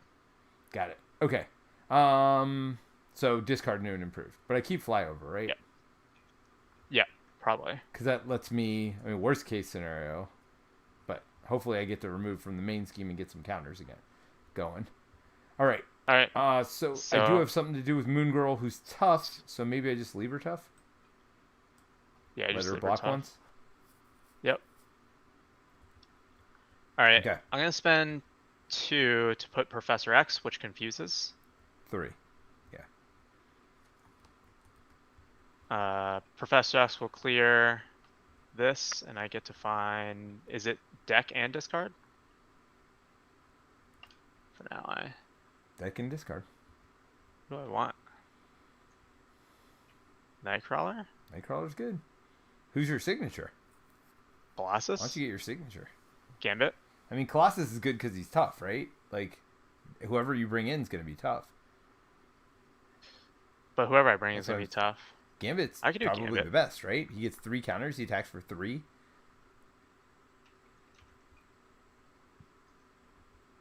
Well, it's 2 and 1, really. So it's not even really 3. And he's a 2/2. Yeah. Does Colossus have 4 health? Yeah. I mean, I guess that's the benefit of Colossus. Is he also a 2/2 or? Wait, does it go to your hand? Ow, just your hand. Never mind. Yeah. It's just stuff for mutant protectors, you know. Yeah. Oh wait, and then I get a ready again, right? Oh yeah, Because because I you. played an X-Men ally. When did you? Wait, why do you have some top and some at the bottom? I'm so confused. Yes. Yeah, because they're Professor X, so I get a ready. Yep. Do I just thwart it down to 2? Heck yeah, Get her you a do. stunned? You mean down to 3? Well, down to 2, because I touched you. Oh, right. Because you touched me. All right, this is definitely an HR issue, Terrence. Why are you taking my stuff? All right. Okay. Why are you trying to take my own technique, Terrence? Ready up Yep. drop. Here we go. Do I put Colossus in? Well, we don't have to think about it right now. It's their turn. He is going to try to scheme, but he's confused. Then he does attack you. Are you just taking it with your tough? No, I have the professor. Oh, yeah. Good call. If the villain is Toad, which it is not. All right. So, encounter cards. Hey, Terrence, do you like drinking? It's Friday night. I feel like for a while there, it had gone away. Our Friday night I feel shadows. like mine is. I feel like Mystique is worse. So I'm By glad the you got way, it. spoiler alert, I get Shadows of the Past in both of my first plays.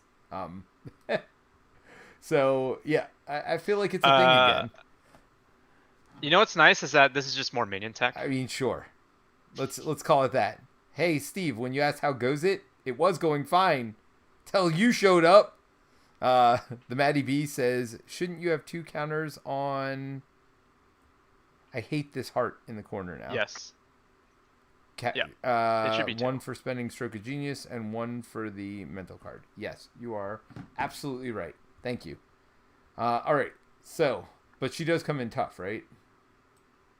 Because why wouldn't she? She does come in tough.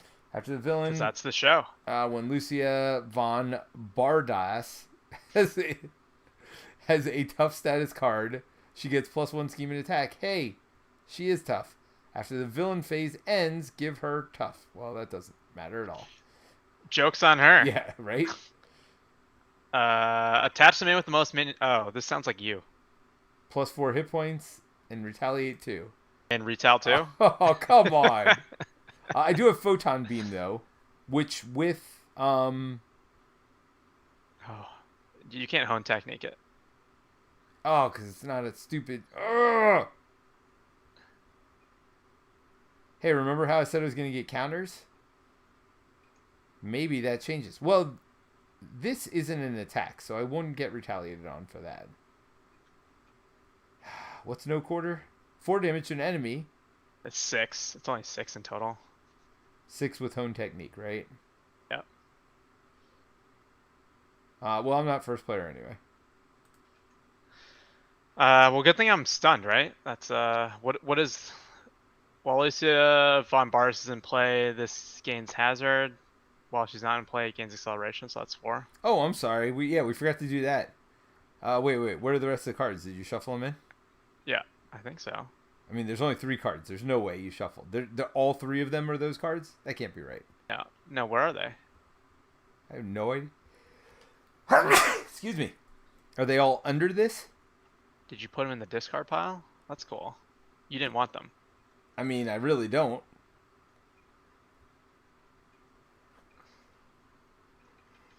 I know what's coming. So Lucia von Bardas is taking control of the Latveria and will stop at nothing to prove this country's might once and for all.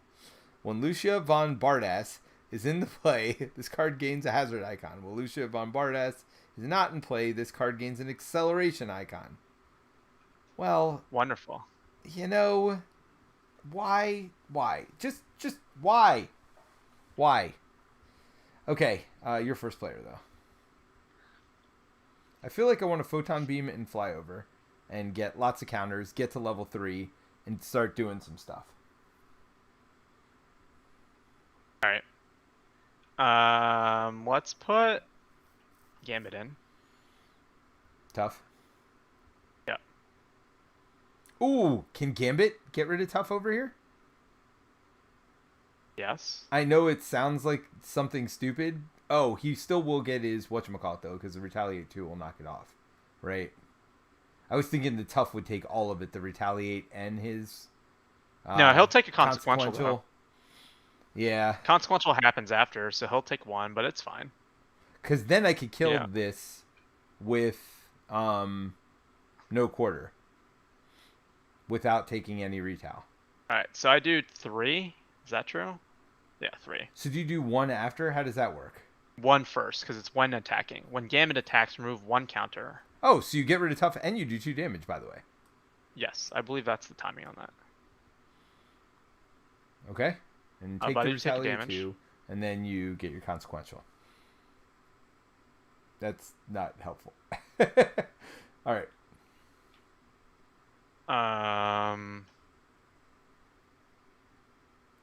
Oh, wait. When you put him in, you would have gotten to ready, so you should have done something first. Do I attach somewhere? Sure. Well, but you get no anythings for that, right? Hmm. You literally Oh, get nothing. dude, was I stalwart?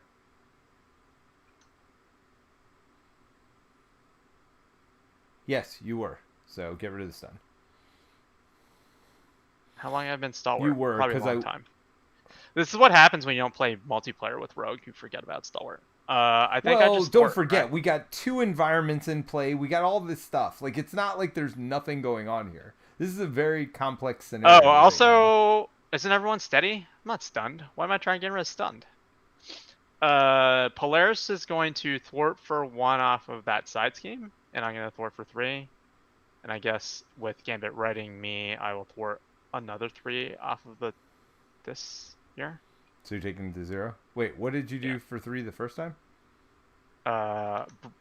Rule by force, and then Polaris does the remaining 1. Oh, so it's gone. Yeah. Got it. You know, Rogue the Justice player. Didn't Yes. you know? I mean, I think I hold Colossus, and I just burn my strength to put X-Gene in. it doesn't sound bad. So what does it do again? Wait, are you mutant? You're not. You're X-Men right now. You can't put it in. Oh, I have to wait till I go to Alter Ego. Correct. So Should you I get your go strength down? back. If it's down to 1? Yeah, I'm going to clear it potentially with flyover too. Okay. Certainly I would clear it with propulsion jets. Oh, do you not need me to thwart then, and I should don't heal? need you to thwart. You should heal. All right, I'll heal for 3, and then go up to 12. Seems good. And then you're gonna play X Genius. Yeah. All right, you good? Yep. All right. So I need to pay a mental with no quarter. Oh, but I've got ingenuity now. Yep. Oh, and Tony. Stark AI. Yeah. So let's start with that. Take that genius. Yep. Not even a question. I didn't even have to think twice on that one. Are you running to heal yourself, or what's the deal? All right, so I'm down. Do I get counters? At this point, I think between my allies and everything else, I think I'm okay. Right? So I think I just get counters at this point. Okay. Do I get another counter? If I get one more... Oh, this will give me a progress counter. And then if I either fly over or photon bomb, then I level up. Yep. Although getting more than 6 isn't bad. So do I pay for a counter now? So let's see. What do I care about? You can put combat training in right now. I care about no quarter. I care about flyover. And I could photon beam also. Or combat training. Just put combat training in, right? Okay. So we'll do it with... Yeah, I have genius, so that's for no quarter. Okay. So I do this. I get a counter. Oops. Puts me up to 4. And I draw a card. Photon beam. Put combat training in. Yep. Psylocke, when I do that, I may as well pay her to get a 5th counter, right? Yep. And then I'll flip up. All right. So we'll start with this no quarter business. I'll pay my genius to no quarter. You do need to... It has a physical requirement. What? So, but you can use ingenuity with strength. Okay. Thank you. Ingenuity, strength. So I overpaid a little bit to do 6 damage, right? 4 plus the 2 for each point of excess damage, which is none, right? Because that's 6 exactly. Yep. So 4 hit points, I mean, 2 left. Seems good. Not take retaliate. I mean, retaliate 2 seems very not great. All right, and then I'll use my genius to pay for flyover, remove 3. But you have to repulsion blast first. Wait, what? You have to propulsion jets to get that. Oh, right. To get it down to 2. To get the extra counter. Yep. Yep. And then I pay for flyover, remove 3 threat. Since it clears it, I get 2 counters, so I'm up to 7. I'm going to do something first. Just punch them. Punch for 3 because of combat training, right? Yeah, and then you propulsion blast them. Photon blasters. Well, I mean, I guess we're flipping them, right? I mean, you could use Locust, actually, to pop them. Yeah, that makes more sense. Because then I can do more But damage. I know the next villain will have tough. He's going to have tough anyway. But I have Moon Girl, too, by the way. I mean, but Moon Girl's tough, so I'll probably use her to jump at least, or block at least once. Okay, so with the 1, we've defeated Blob.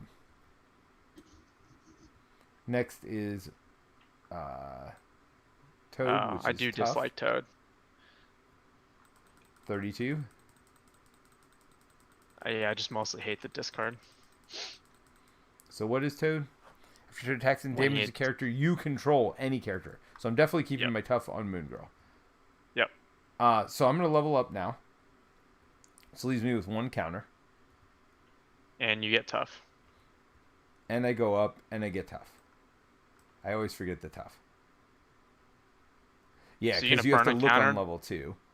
Ready her, you burn give the her counter tough. to get rid of tough and just photon blast? Is it just 1? For 3.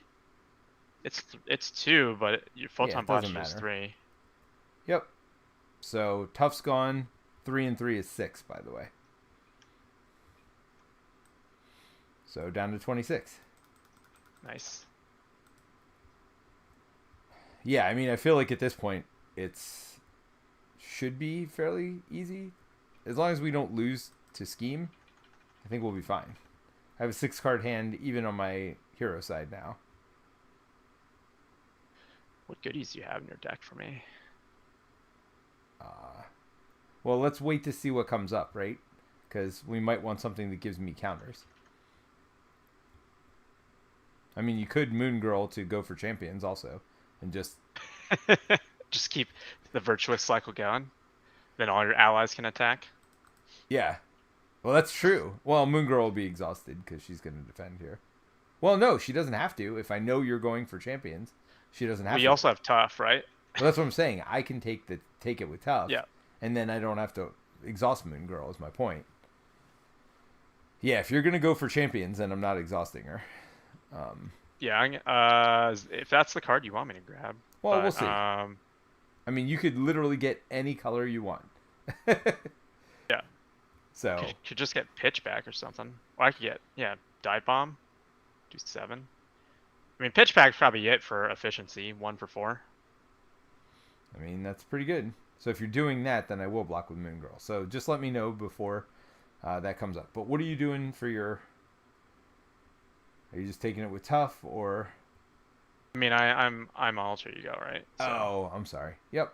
So it's 3 plus 1 is 4. And then what does it say?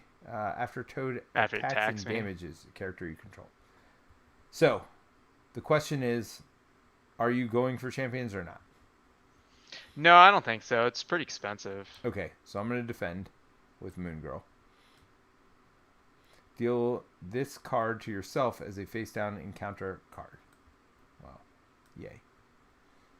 All right. What are you doing there, buddy? Why are you looking at your cards? Aren't you done? Yeah, tough goes away. Oh, you just drew your encounter card? Got it. Oh, wait. Yeah. Play 3. If neither is in play, gain surge. Oops, I got it. Okay.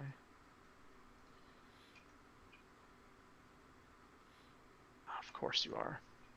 What's that card? Discard a random card in your hand.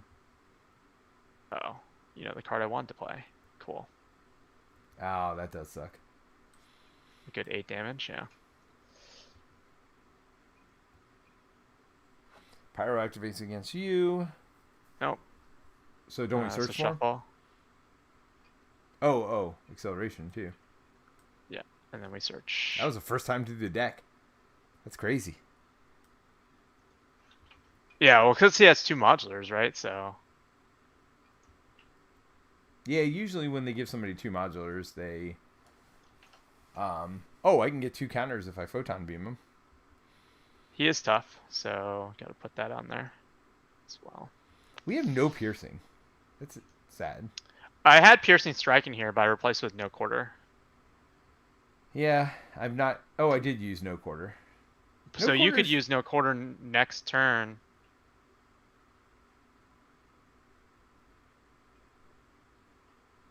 For what? To get rid of Pyro if you wanted to draw 2 cards or try to get 2 aggression cards. Yeah. I don't know. Yep. I mean, either that or we just go for broke on the hero. Because, I mean, that's 6 damage on the hero. Now, this is interesting. If I use Power of Aggression, can I use it as a mental and a physical? It's double wild. Yeah, it's double wild, so you can pick. So I can pick for each resource? Yeah, because it's double wild, right? Okay. So that... I assume that's how that works. That's interesting. Yeah, I don't know. I never thought about it before. Oh, man. We got some comments from the Peanut Gallery. Maddie B22, sorry for playing the card +1. Yeah. All right. So Dylan says Dylan Watkins. I've never seen Dylan before. Dylan, welcome. Just a thought. Wouldn't horror and illusions of terror have been a better thematic scenario build in the mansion for Haunted Mansion? Oh, I called it Haunted Mansion. That was me. I didn't know what Terence was going to do. I just knew it was a mansion. So good call, Dylan. I agree. So I should rename it, is what we're saying. Boom, boom, boom, says Maddie B. Let me hear you say. All right. So, attached to a minion with the most traits. We knew that was coming, actually. Yeah. If you cannot gain Surge, 3 hit points and retaliate 1. So 7? Yep. Minor setback. Remove a progress counter. Gosh darn it! Shuffle that back in. And deal yourself an encounter card. Which I Well, you get the encounter card first, right? Right now, yeah. Yeah, I'll shuffle. One revealed. Neither Nope, of Surge. tapping against Surge. Oh, yay. So that's 6. Place 3 threat on side scheme for each Brotherhood. So we got 1, 2. Well, here you go. Here's your horror, Dylan. Look at this mansion under siege. That doesn't look good. That definitely looks like Firestarter or Carry or something. So there you go. We got our horror in. Oh, my goodness. Yeah,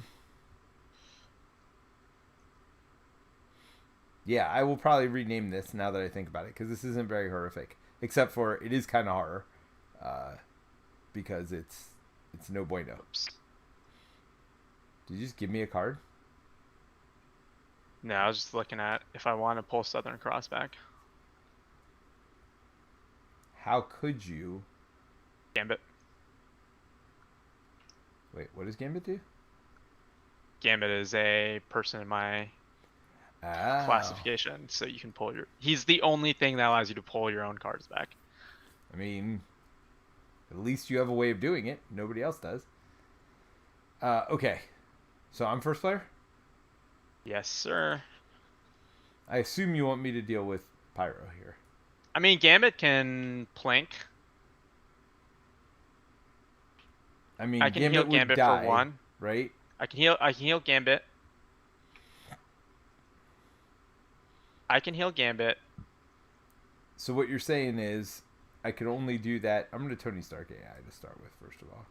Can I double pitch back? Yes. Same Would trigger. that kill him, or is each its own individual attack? It's an individual attack. if you get rid of tough, Gambit can I mean, no I could Gambit can kill get him. rid of tough and Gambit can get rid of tough and hit him for 2, and then I mean, the timing doesn't work, right? Because I'm you first mean player. are you flipping down? No, but I have So to it's an attack. action.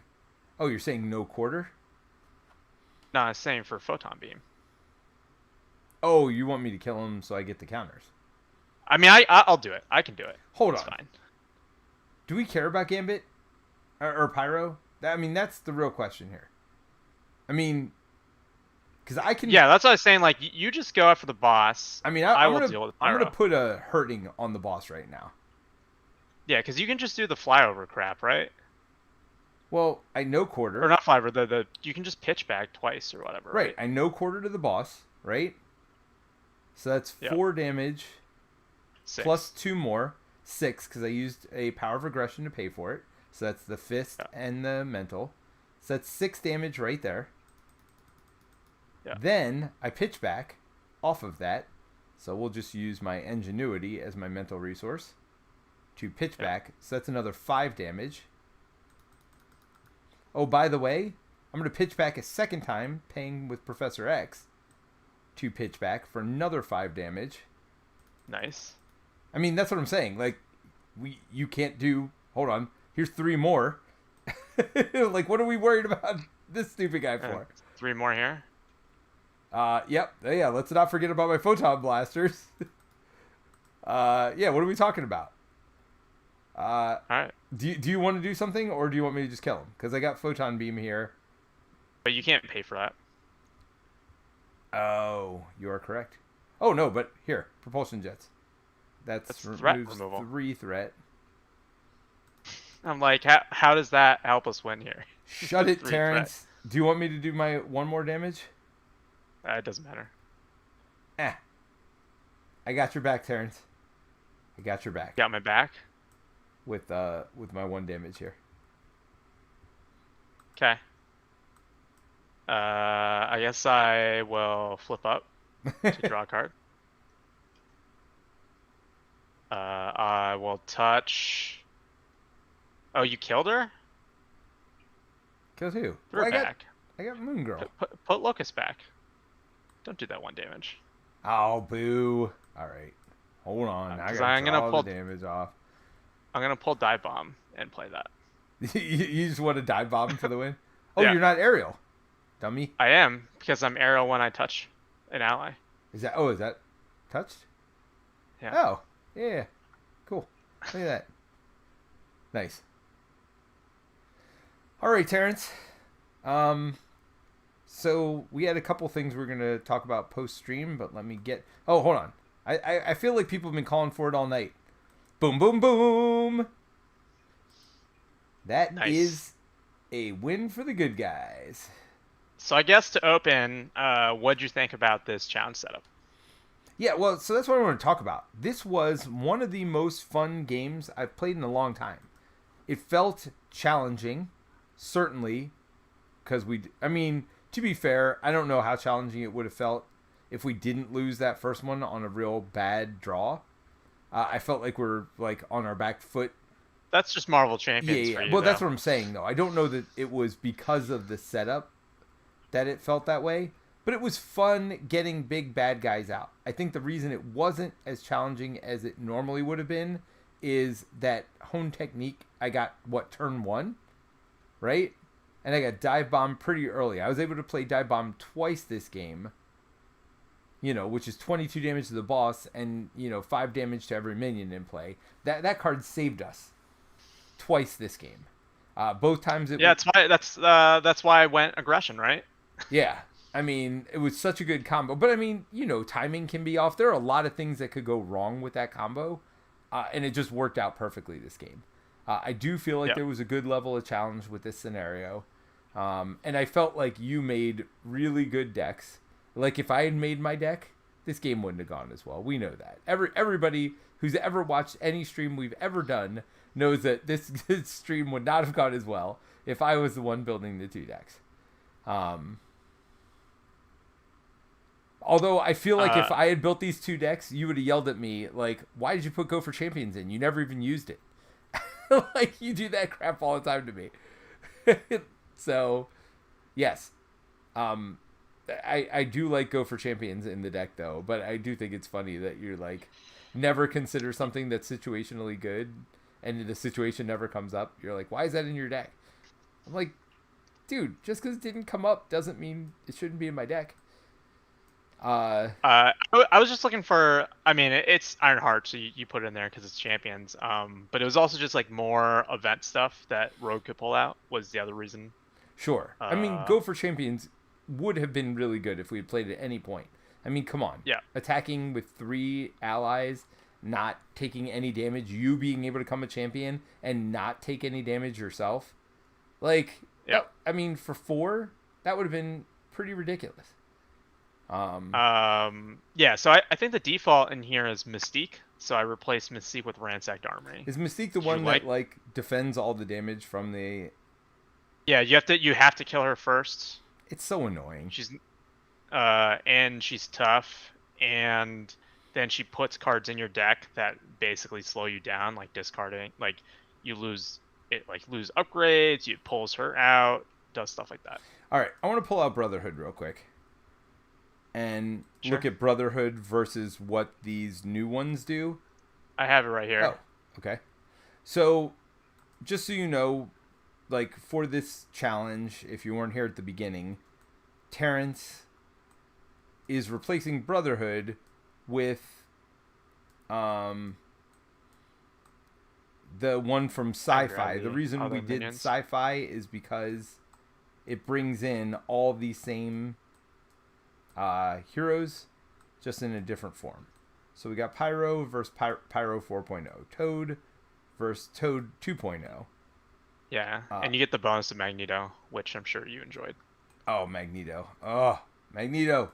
All right, so let's look. Pyro is when they attack, take 2 indirect damage. This one, so 2 scheme, 2 attack, 2 scheme, 0 attack. But after Pyro attacks, discard 2 cards of your deck, take an indirect damage for each printed resource. Probably only 2. So this one is definitely harder. Well, this one has the potential to be higher because you could be playing like like if you're playing Captain Marvel, feels bad. I know, Trying to but the triple odds resource. of that happening are very But this low. is definitely like It's consistency guaranteed higher. 4, right? Yeah. So, all right. So 3-1, 3-1, same exact stats. After Avalanche attack or 9.0 attacks, exhaust a character you control and deal 1 No, damage. this is to that engage, character. so this is different. Oh. This is activation, and this is attack. The bottom is attack normally, and then that's engage. So he exhausts you every time. They both have 5 life. Yeah, I mean, I actually feel like the old school Avalanche is a little harder. They both. Well, it depends on if you eliminate it on the turn it comes sure, in, right? That's true. Which often I think happens, Yep. right? Yeah, so that way Avalanche. So maybe. Yeah, so it's a little situational. Definitely situational. Like I think it's different. Yep. Not necessarily So better or Blob worse. 3.4 cannot take more than 2 damage from each attack. Wow, that's thank God Blob. We had Blob out because that's annoying as crap with 6 life. Or guard. After Blob attacks and damages the character, stun the character. They're just different. Although I find the 2 damage, like, you just need plink damage to take care of it. I guess 3 plink attacks. I mean, they need to be 2 plinks, but whatever. All right, so yeah, this just gives this scenario a different flavor. Toad is, after they engage you, place an upgrade you control face down. We saw how fun that was. When defeated, return each thing. After Toad attacks and damages the character you control, discard a random card from your hand.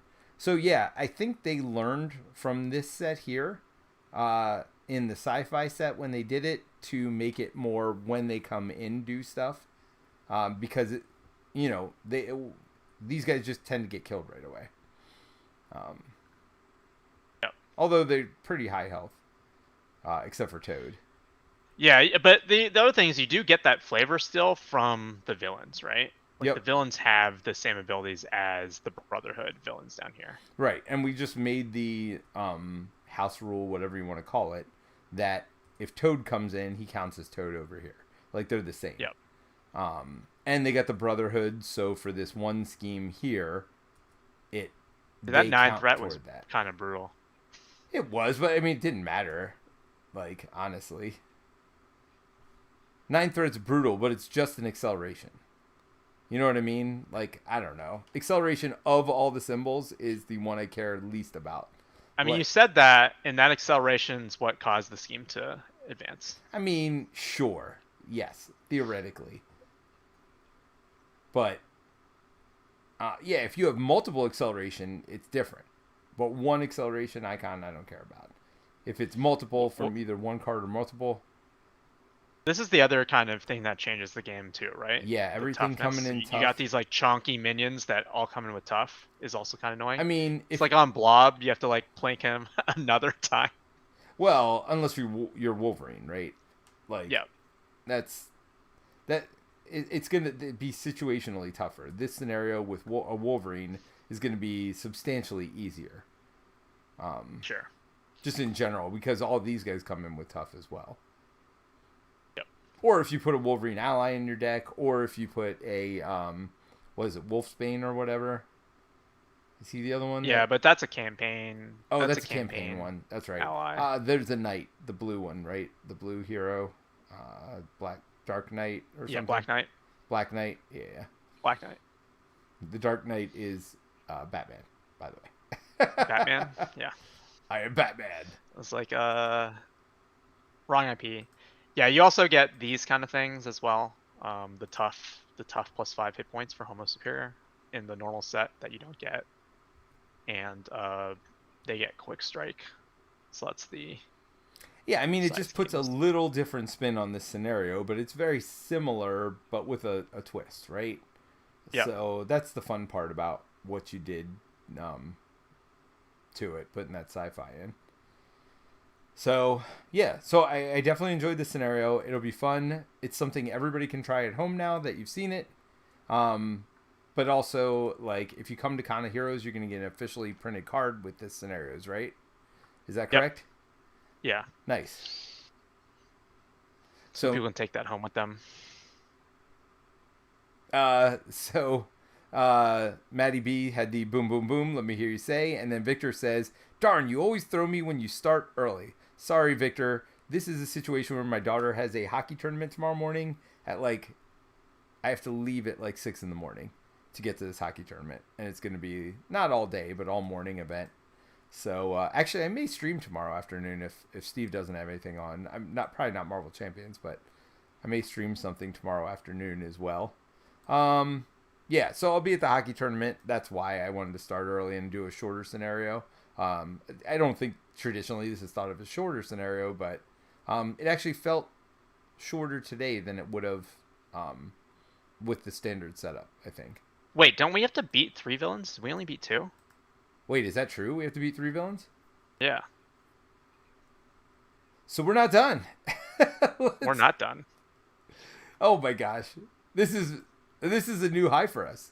Or a new low. Wait, so where was everything? Do we even know? Oh my gosh. I mean, these guys are just all in the thing. Besides Pyro, who's out in front of me. Oh my gosh. That is hilarious. I was like, this feels short, right? It did feel short. That's why I was like, oh, all right. Maybe I don't play Dive Bomb. You're like, man, we're about to beat this thing. I was just like, yeah, we are. Really? Oh gosh, I forgot. So for expert, you have to beat 3. Is that what it is? Yeah. Yes. I mean, it should go quick, right? I mean, theoretically, I just blew my load. All right. What do I have to do? I have to kill stuff. Wait, hold on here. So Toad's dead.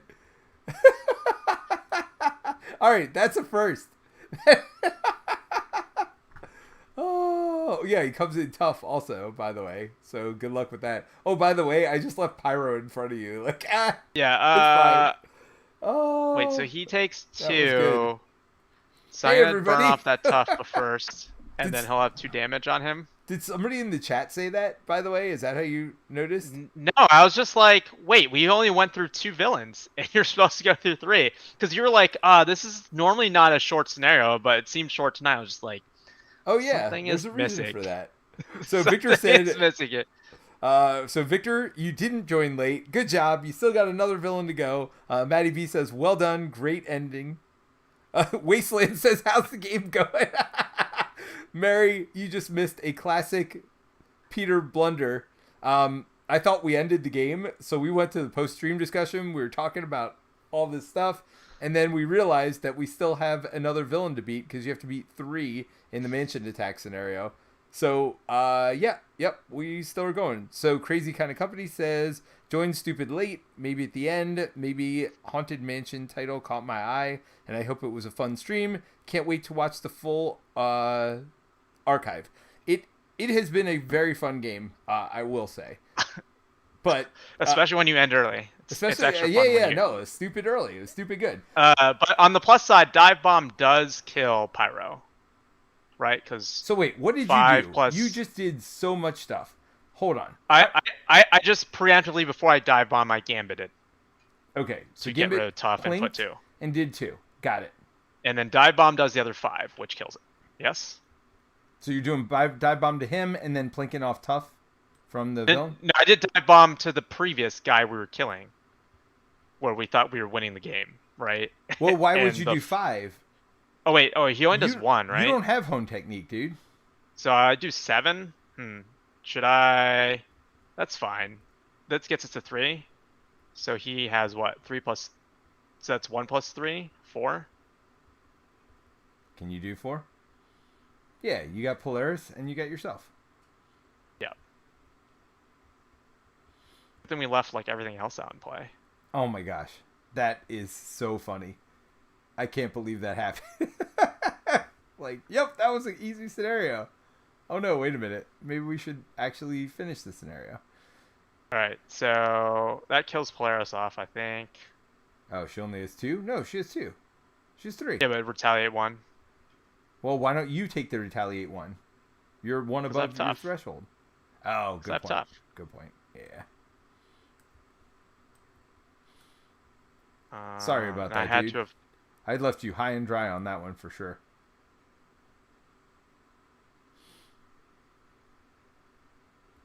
Wait, I can't do that because I only hit for 2, right?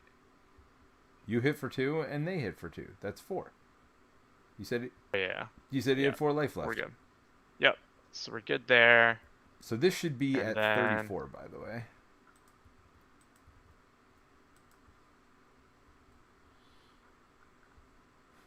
I guess I'll just play team building and hold on to mutant protectors and hope I draw an ally.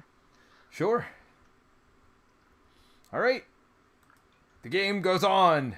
Oh wait, I hold photon beam. Do I hold power of aggression? I don't know. Sure, draw into aggression events. That's the thing you do, right? I mean, hopefully. I do draw 4 cards. Care. Oh, I decked. It's a good chance you'll draw an aggression event. There you go. Clobber, opening clobber. Seems good. I mean, I got double clobber. Oh, dive bomb, by the way. All right. Never mind. I feel like that's how we do it. I feel like this is gonna be over pretty quick. For those of you who stuck around, it's yep. So it goes up by 4. 1, 2, 3, 4. God, watch us lose here because it's stupid threading out or something. Oh yeah.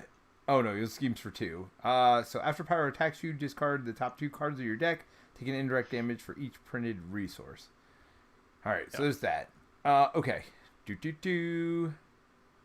So what are we doing? He's attacking you, right? He's attacking me. Do you need me for 1. I mean, I'm tough. I will. I don't really want to take this with tough, so maybe Moon Girl takes it. I will. Do you have mutant protectors? I'll mutant protector my Nightcrawler. Well, the only problem is then you're going to get attacked twice with indirect damage. Do you really want that? You probably don't want that. I mean, he comes in with tough, right? So he's. I mean, it's only blocking 1 plus a boost. Sure. I mean, it's 1 cost to play a 3 cost ally. I know, but I'm just saying, why don't you do that when he attacks you?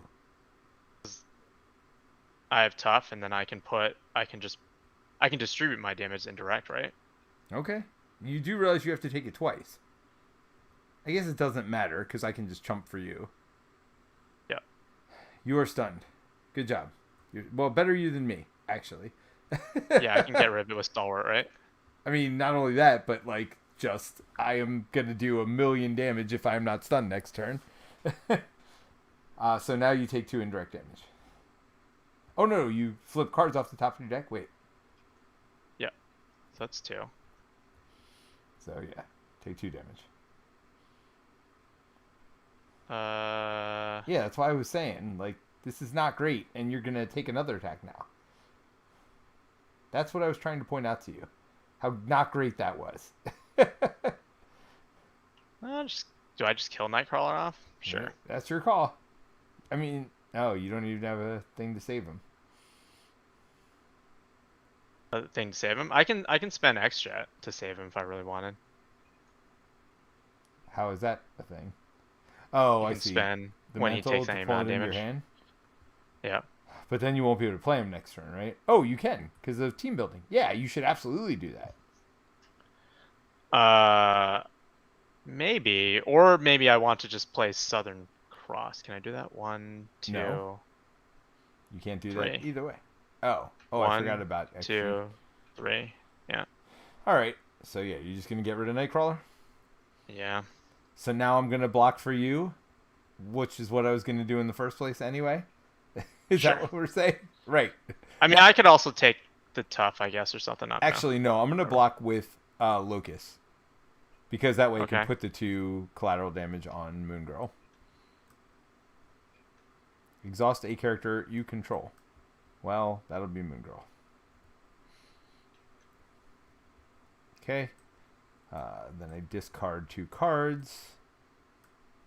Single resource. Single resource. That's sad. It is a little sad, but it's fine. It's still only 2 damage on Moon Girl, who will be alive to chump another day. Pyro is like one of my least favorite, actually, because of that indirect damage. Haven't you said everybody's your least favorite, Terence? I feel like Yep. you're just like, I don't like anybody. Hey. Well, there you go. What upgrade are you gonna put under there? Probably combat training, I guess. Yeah. Yeah, it has to be, right? +1 damage. Oh, it's upgrade? Yeah, it's one of these 3. Yeah. I mean, you're not putting ingenuity, right? I guess technically it's one of those 4. Or hone technique, so one of those I mean, 5. it's definitely not hone technique. Like, of all the things, it's not. Oh, there no. you go. No. Oh, here you go. All right. This is this scenario working. This right is the here. minion that never ends. It just goes on and on, my friends. I mean, we're just killing Pyro, right? I'm not spending energy working. I mean, I'll just flip down and he can scheme, right? I don't care. Unless we lose. Well, yeah, I guess that's a thing. All right, well, you're first player. Oh, I'm Alright, tough. so do you by need me the to get way. rid? Do you need me to get rid of this thing? Get rid of what thing? The tough on No. him. So you can your dive bomb will hit. No, get rid of tough here. I don't care about this guy. I mean, this guy's got 7 hit points and reduces damage every time. No thanks. I mean, do you really want me to attack him with the dive bomb? Is that what you're saying? No, I'm just saying your dive bomb will hit 5 on him regardless, right? It's just collateral. I mean, sure. But are we really going to worry about that? Because he's going to reduce the damage, so he might take 0. Because it's 2 sources of damage, right? So each one he gets to reduce. All right, so Gambit's just doing that. Yeah, plink the boss, right? And doing 2. On the boss. Yep. Yeah. Let's focus on the boss. If we figure out we can't kill him, then we'll... But you're doing Southern Cross, so I assume you're going to exhaust... I'm touching you. to get rid of the stun. I'm touching you. I want the world to know that I'm touching you. 1, 2, 3. Southern Cross. 8 damage And against the boss. stunned, right? Yeah.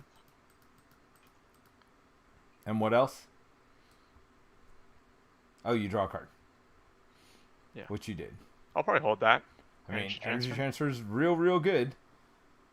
I think I will actually thwart here to get that down to 4. Because I'm thwarting for 3. What did you thwart? A main. Oh. Yeah, probably should do that. Probably should not lose between now and Well, next turn. it's 4 because it was at 7, right? Oh, okay. Well, I'm thwarting for 3 more, right? Yeah. So it's 1. Okay. So let's Tony Stark.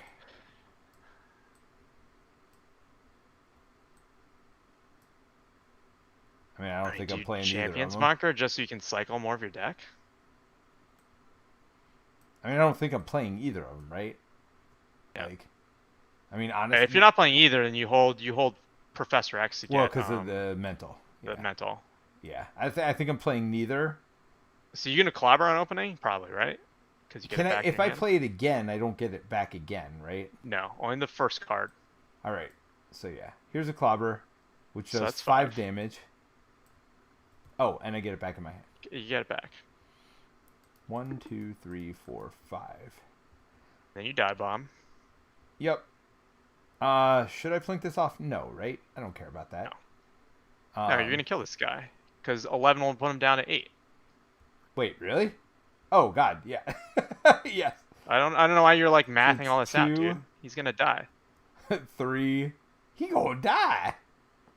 I'll pay 1 of the clobbers. 4 for dive bomb.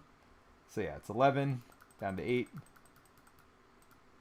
and I plink off tough. And then die bomb does 5. Oh, it just plinks off tough. Oh, we gotta yeah, reveal the card, right?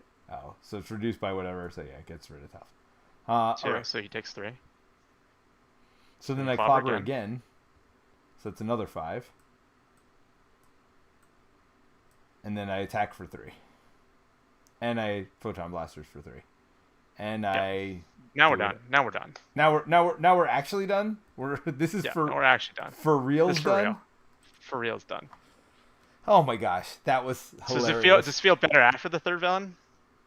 Yeah. Well, I mean, this is the way Marvel Champions goes, though, right? Like the first villain takes like an hour, second villain takes like 30 minutes, 40 minutes, and the last one's like 10 minutes. Well, there's usually not a last one. Well, yes, correct. But you know what I mean. Like first stage of a villain takes like an hour and a half. Second stage is like 20 minutes. Because once you've got built up, I mean, it depends on the villain, of course, too. Not stupid. Which one gives you 3 cards? Goblin? Yeah, not stupid Goblin. That's for sure. Goblin's like starting the game over again when when he flips. All right, so let's get to a post-game discussion. We were talking about Rogue and maybe synergies. So I think that was one of the most synergetic games I've ever played. As far as you doing stuff to help me doing stuff to help you. Certainly, what is it? Cyclops makes it much more of a team game as well, since unless you're playing with me, who just takes advantage of those things himself every time. All the tactics all belong to me. I do feel like we didn't play X-Men here, but I do feel like maybe a Cyclops Rogue deck would be very synergistic, maybe even more than what we played today. I don't know if that's true. Like more. I feel like one of the fun things about playing non-X-Men with Rogue is that you get the bonus stuff. That's like stuff you don't have access to. Sure, that's true. Like stuff like Go for Champions, right? Yeah. Like if I knew you were doing stuff like that, like you could even go like super cheekies. That's like, oh, like maybe I throw in an Ingenuity because I know you have Moon Girl in there, and maybe I can get Genius and like play that, right? Like, and it's like if I don't, I don't. But if I do, now I get a resource. Like I don't know. You can definitely do like some cheeky stuff. Yeah, I mean, I feel like you could bring this deck to Con of Heroes and be like, let me see your deck.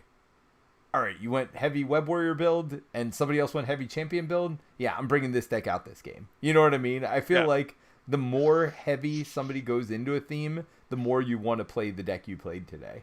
And there's like just some fun combos with the heroes. Like we were talking about, it's like Knife Leaf with Drax. Like I was saying that, or like Hulk Smash. Like you can pull those cards out of their deck, discard, and like play them, right? Because they do reference the character. Yeah. How about even She-Hulk's signature, where for every missing health she has, now you're not going to have as much missing health, and especially if you build it the way you did today, where you want to be at max health the whole time, it wouldn't work as much. But I feel like you didn't miss out on too much by not having that retaliate the whole game, but it was kind of fun when you had all three things up. You did take advantage of my confused the one time, so there was that. Oh, yeah. We would have had it more, I think, if we didn't have the steady. We didn't blow the first side scheme or the first main scheme. Yeah. It would have been a little different, but yeah. I mean, triggering all three is super fun, right? Yes. Yeah, steady was annoying. Although, to be fair, so is stun lock and confuse lock. I feel like it's more of an issue in solo stun lock, confuse lock than it is in multiplayer. Yeah.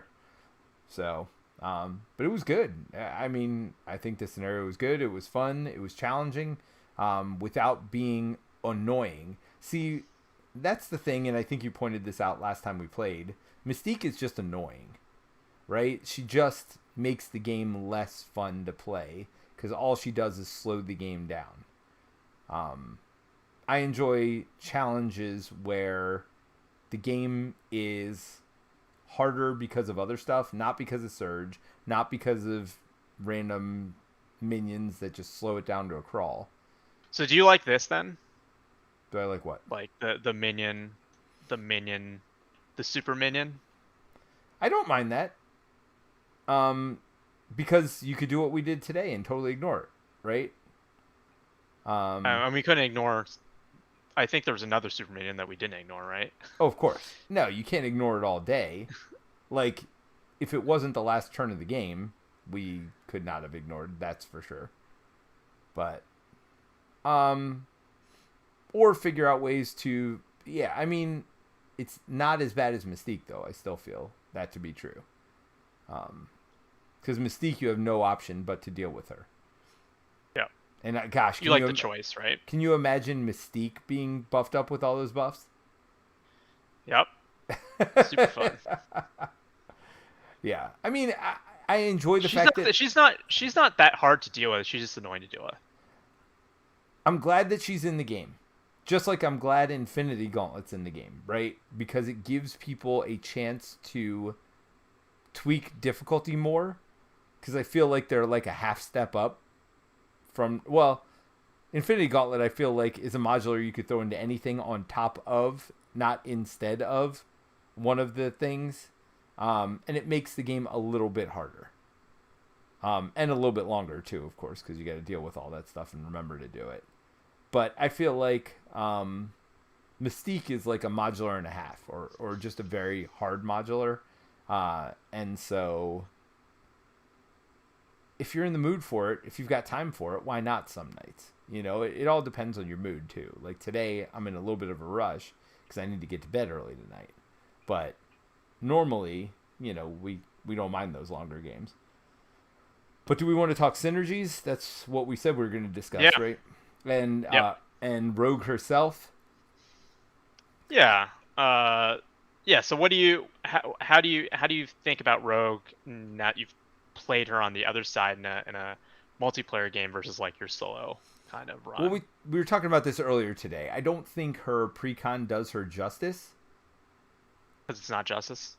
Well, I mean, I don't know that she wants to play protection.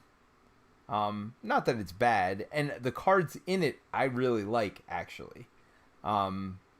They just don't necessarily synergize with what she's trying to do at all. I mean, the reason I like them is because they'll thwart for you while you're defending, so it gives a little bit of extra stuff going on, and you could defend just with those cards. I do like what the protection cards did for her, but that's not true. I like what the protection cards did. I don't know that they did anything for her. So, especially in the solo. Yeah, I think it's tough because she also doesn't have the 3 native defense. So right. Like putting in flappable is kind of weird. Like you're just, I feel like that 1 defense makes such a big difference. Well, she does like, have that. Whether you're. Southern Belle. No, there's that. Well, yes, but there's also that new protection event that Oh, Judoku skill. yeah, judoka skill is good for anybody, right? I mean, that just gives everybody +2. Now that you do have to play as soon as you're defending, right? So I have a question. No, it's an upgrade, so you have to play it and No, play first, and it has no, counters, and but then you you have have to to trigger. Yeah, trigger you have it, to trigger it before you know the boost. right? Maybe though. So listen to this. This happened yesterday. So I can't remember the order I did it, but I didn't defend, but I played a card that let me defend. I think it's the one that gave you +2 defense, and if you ignore it all, then you remove 2 threat from the scheme. Not today. Not today, right? You do have to defend for that though, because it says when you defend. Oh, so I cheated. I totally cheated then. Because it's adding defense to a defense that you're already doing, so you have to defend Oh, for because that. then I did Jidoku, or yeah, whatever on top of that. All right, so I did cheat. I wasn't. Yeah, yeah. Now that I think about it, I think yeah. All right, so never mind. So I totally cheated, but it's fine. So when you see that tomorrow at 8 a.m. when the video goes up, and I said, no, I think I did this right. No, I didn't. I did it totally wrong. Um, so Happens. yeah, I could edit that video tonight if I really wanted to. Do I really want to go through that? I don't know. We'll see. Well, yeah. So there's that. I probably will edit the video tonight. Gosh darn it, Terence. Terrence. You can edit it tomorrow before you post it. You know you didn't have to ask the question if you didn't want to know the answer. Yeah, Just gonna put that out there. I hate people who are smarter than me, Terrence. You know that, right? I Which is just like I just everyone. play the game more. I No, just play the game it's more like than you. yeah. And you knew the card off the top of your head. I was reading the card and I couldn't figure it out. You like did it off the top of your head. Yeah, I haven't even played that card actually yet. That's Both hilarious. of those cards. Yeah. Oh, I haven't built a protection deck with her cards because I've been playing this stuff, right? So I just haven't played Yeah. with that stuff. But I think those are really great protection cards, and Yes. I'm looking forward to putting them in other kits, like you're saying. Like I think she's come with some really awesome stuff to flesh out protection a little more. Yeah. Just more options. Yep. Yeah, I think Jidoku is good for non-3 defense heroes, but it's a little inconsistent because you can only have 3 of, and you have to draw it, right? And it costs 2 to play, and then it only lasts 3 turns.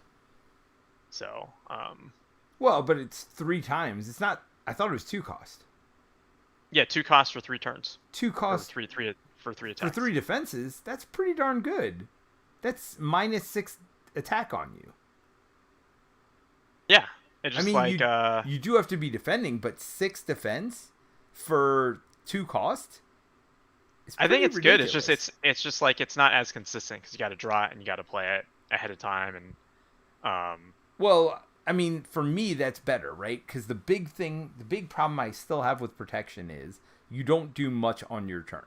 I feel like your turns are boring. Your turn is like the one attack of the villain's turn. Now, granted, you get to do some cool stuff during that one attack, but if I could put something out ahead of time, and that way I have more cards to play my turn, I'd prefer that, honestly, to the other way. So for me, I'm actually the exact opposite as you on that. I'd rather have it be a card I have to put in play ahead of time. yeah, I just think the defense cards are more interesting because you get to do defense plus something else usually. Well, sure. Like it's like remove 2 threat, ready your hero, But stun the villain. It does not stop you from still doing that. You do both. You do them together, right? And it makes it more. But likely... now you still have to pay. You have to pay the cost of that other card too, right? Sure, but would you rather not only did you not do something cool on your turn, all you did was put a thing that helped you do more things on the villain's turn, right? Sure, but would you rather play that or something like the shielding, which only defends 3 damage? And isn't that the same cost? Isn't that 2 also? Now it plinks that damage back at the villain, so it depends. Yeah, and it synergizes. Like at that point, you have like tech repurpose, which is its own archetype, so you can use it to like ready yourself and get to attack, to thwart, to defense. Well, There's a but whole this is archetype for that. more likely for those cards to trigger. As you said, that one extra defense is makes it more consistent for you to trigger the Yep. other stuff. So that's why I think I mean, let's just say I think it has a place for sure. No, I think it's interesting. I do think Energy Rare is probably a maybe better card because there's more stuff built around it. And you get the choice, and I think choice is worth a lot, right? You can choose to trigger or not after the boost comes up. Wait, Jidoku's a forced response? No, but you have to choose before you see the boost, right? It's like when you defend. Oh, that's right. Energy Barrier's after. That's right. Energy is when you would take damage. You can choose. Yeah, You can yeah. choose Okay. to interrupt. So like that choice is worth a lot, actually, right? It's worth a whole lot. Yeah, no, I forgot that it was after. Yes. So you could hold it, to then use repurpose. You could not. You could use it to plank a tough. You could just kill a villain. Yeah. So, No, I did forget about that having to be after. But anyway, so we said we are going to talk about synergies and combinations. We ended up talking about protection cards. Rogue's protection cards. It's fine. I think she's interesting in the sense that I think she forces this like much more upfront than any other hero. And it like really is in your face of like that choice, right? I think both touched and superpower adaptation are fantastic cards. Yeah. In this card pool. And honestly, one of my favorite cards of hers is the one you never played, which was the 2 cost. You put the touched on the villain, and it lets you heal 2, and it does 2 damage. The one turn I was gonna play it, I lost to Toad. Right. I was like so sad because it was like gonna heal me to get into the Dauntless range, and then I could like that turn if I had touch, I could like put it on Toad, get rid of the tough, and then I would be able to like kill him because I would get the ready too, and then. Oh, that's right. Toad didn't take that card from you. He took touch from you. He took touched away, which shut my entire hand down. So I couldn't pull something from your deck because I had superpower in my hand. Like I had all her signature cards in my hand, so I couldn't even play that card. Right. To do the thing, it was sad. It was sad, but that's I don't know. Was that annoying for you or was that fun for you? I mean, it wasn't fun that turn, but it's like fun to talk about afterwards. Well, sure. Then he becomes a priority. You're just like, oh well, like maybe there's something else I should do, but like it probably it's more important to get like Rogue back online, right? So where does Rogue fit in with you for the new, for the X-Men, this wave? Where does Rogue fit in? I mean, she has to be like, for me, like she's like top 2 probably for me. Okay. Like just the deck building options are so high. Like I think Storm is up there too. I think Storm and Rogue are probably my 2 favorites out of everything so far. Yeah. What we've talked about. And yeah. But yeah, I mean, I think her flexibility is just like this whole play style, like enabling other heroes and things, just opens the door. Right. And like you're saying, it could be like a at playtime, like in a pickup game decision of like, oh, how I play the game can change in the course of stuff based on like what people are bringing. Yeah. And that of course is true with every hero to some degree, but you're kind of usually locked into like the thing that you built your kit for. Yeah. And I think Rogue has a lot more leeway because she has access. It's kind of like make the call in leadership, right? Like she has that kind of like built in, but like not allies like events. And events are just usually the strongest thing in everyone's kit, right? Yeah. I feel like you like Shadowcat a lot too. So you're all in on the female X-Men. Yeah, I mean, I like Cyclops a lot too. I feel like it's tough. Like I feel like Cyclops, Shadowcat, Storm, Rogue, and I think probably like Phoenix and Colossus are probably at the bottom Phoenix there. Phoenix and Colossus are the bottom for me by a pretty substantial margin. And it's not that I don't like them. I actually like them. It's just like I feel like the other heroes are way better, and then Wolverine's kind of in the middle for me, just because. See, Wolverine's near the top for me. I just love the way he makes me play differently than I normally do. For me, that's pretty big. But I love Cyclops. I love. Well, we're not to Gambit yet, but. Yeah. So I didn't want to talk about Gambit. Yeah, we won't talk about Gambit. But Rogue, I do like her a lot more than I thought I would. I thought she'd be a lot more complicated than she actually was. It's funny because I do feel like even though she's got the flexibility, you used that touch card on more cards than I ever have. Like I just kept it on the villain all day yesterday. Now it's a standard pre-con deck, right? So and solo play. So that's very different. But I'm curious to see how often most people switch it around. I like the flexibility. You know me, Spider. That's one of my favorite things about her. It's like, what can I do this turn? What do I need to do this turn? So I do like that about her. She's probably in my top 4 of the ones we've talked about so far. With Wolverine and Cyclops being the 2 at the top for me. And then... I mean, I know my top 2. I like Storm a lot, too. Storm is really good. That's why I said top 4. Of the ones out, she'd probably be my 4th behind those 3. In no particular order at this point, too, because I'm not sure with Storm, Wolverine, and Cyclops who'd be at the top. I don't think Cyclops would be, even though I have the most fun playing him, I feel like. I also feel like I don't do as well with him as the other 2. So. Oh man, but like MedLab with Cyclops, so good. What's MedLab? It's the leadership one where when an ally is defeated by consequential damage, you can put it on MedLab, and then when you flip into Alter Ego, you have to exhaust it, and then in Alter Ego, as an action, you can exhaust it. So it has to be on another turn, right? You can exhaust it to play the card as if it was in your hand. Oh, okay. And to play is like if it was in your hand. That is good, and that's right. But you can only have one ally ever on. Yeah, one ally on it. But like it becomes X-Men only, free right? again. No. Oh. You know who would love that? Also, well, first of all, any hero for their signature. Like everyone. Yeah. Everyone.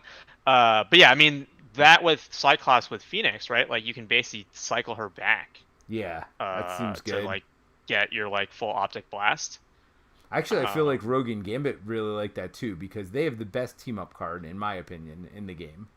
I don't remember all the other ones. That's also what's super broken about superpower adaptations. That if you have basic allies and you have Gambit out, you can touch your basic ally to just pull Beauty and the Thief back in your hand. Oh my and gosh. play it.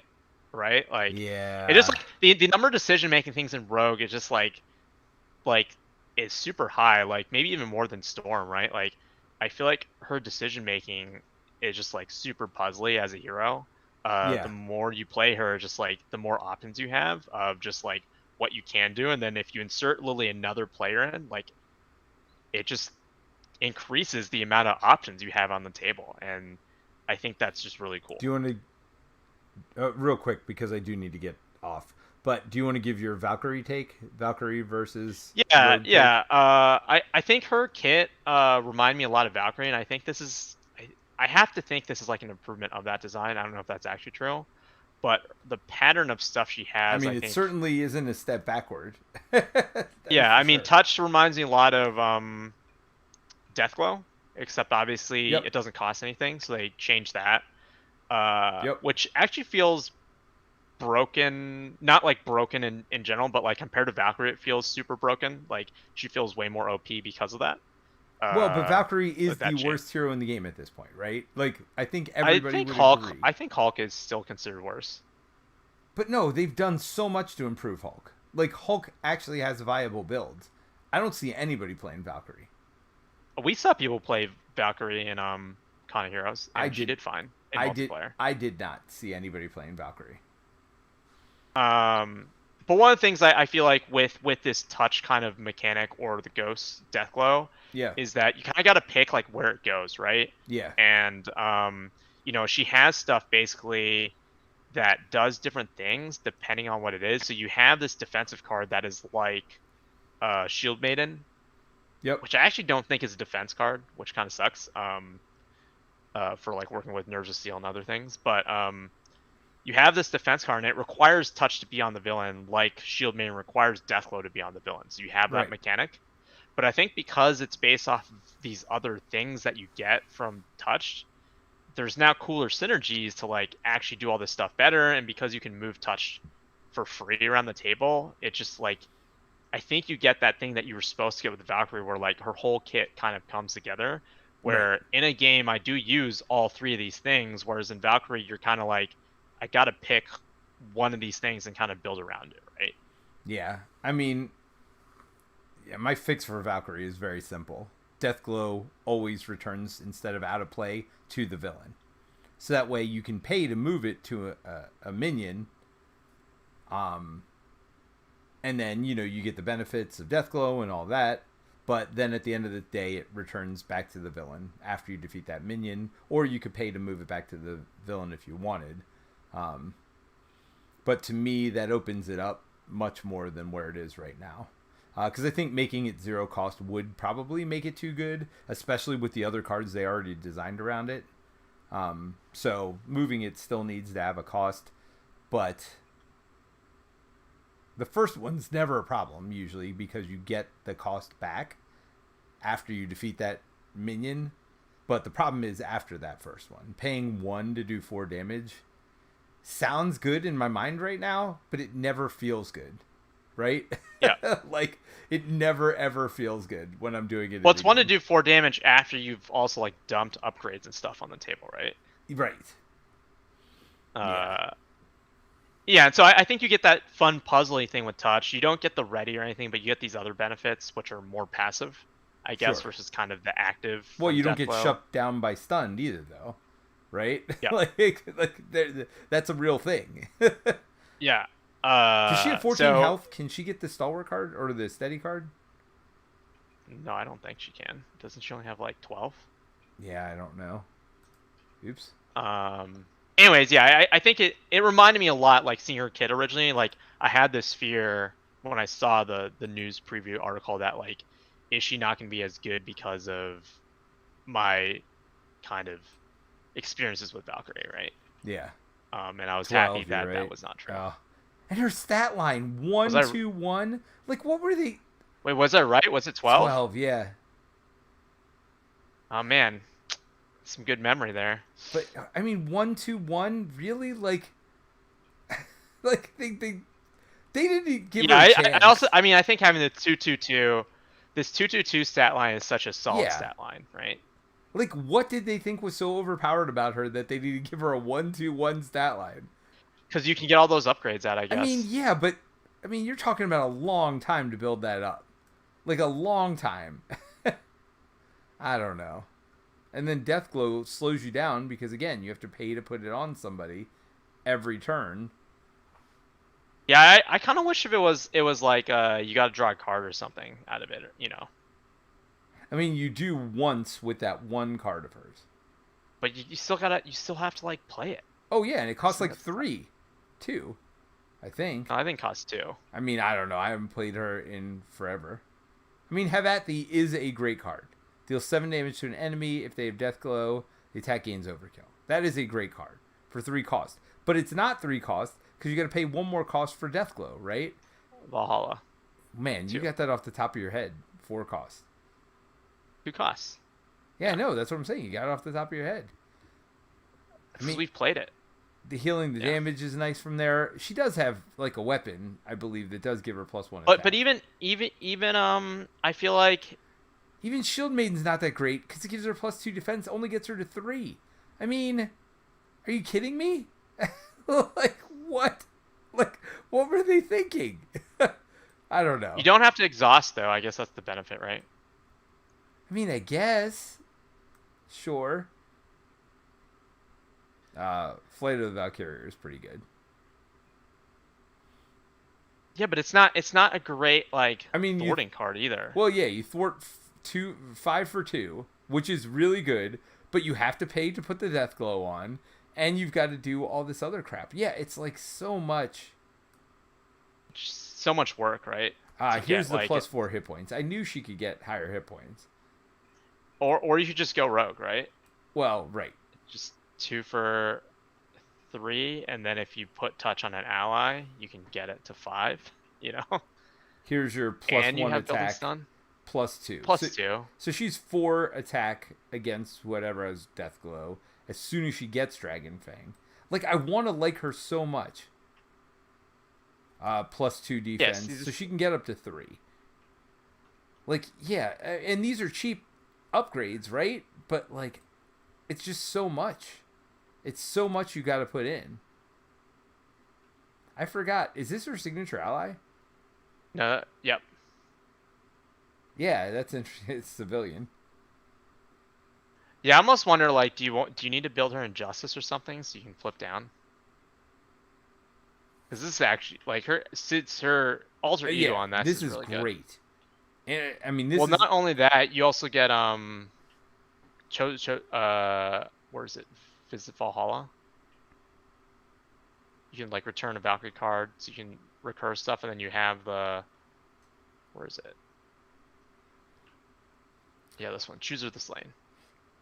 I mean, but that's the thing I said from the beginning. I actually think the best way to play her, and maybe I'm wrong, I'll fully admit it, is to put Deathglow on the villain and never touch it. Do you have to remove it when you flip down? Yeah. No, it's an action. Oh. Because you can only attach it to somebody from out of play? Yeah, set aside Deathglow. No. The reason why is because if you put on the villain, you can't take it off. Right. You have to flip down to take it off. Right. But I still think that's the best place for it. And I said that from the beginning with her. Because everybody's like, no, but you can kill 5 minions with it. You can't really. Like, that never happens. Like... So, I do feel like placing it on the villain is probably the best place. But anyway, we're now not talking about Rogue anymore. We're talking about Valkyrie. But yes, I agree. She is basically what Valkyrie probably should have been. I think it has that mechanic of like you get to do a lot of different but cool things with it. Yeah. And there's that fun puzzle like where does touch go? Like do I put it on my ally because I've super adaptive, super power adaptation to like pull something in? Do I put it on another hero? Do I put on the villain because maybe I think I'm gonna get bulletproof bell like on the following turn? And then you have, like the kit just works really well. You also have the jacket, which fits into that puzzle really of like where I want to do that, right? But that ties into the 222 stat line. I mean, right? Getting 3 in whatever stat you want for the turn, and that is a big consideration, I think. Especially because she has ways to ready too, right? There's definitely a card that readies her. Is it the energy transfer? Energy transfer, yeah, that card. I love that card. 2 costs to heal 2, do 2 damage, and ready. Yeah, and it attaches it to an enemy too, right? No, so my question is, if you do that to attach it to an enemy, can you then use her action to attach it to somebody different? Yes, as long as you haven't used it yet. And then you get the traits of all of them for the turn? Yep.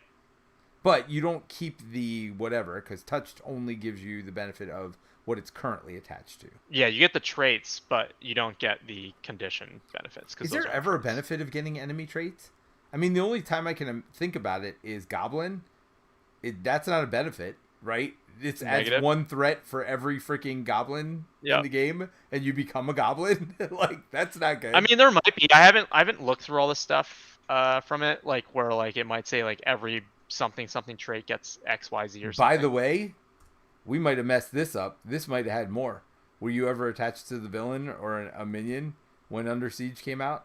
Because that's another thing. Each Brotherhood of Minions character, yeah. So that would be you so too. It impacts that. Yep.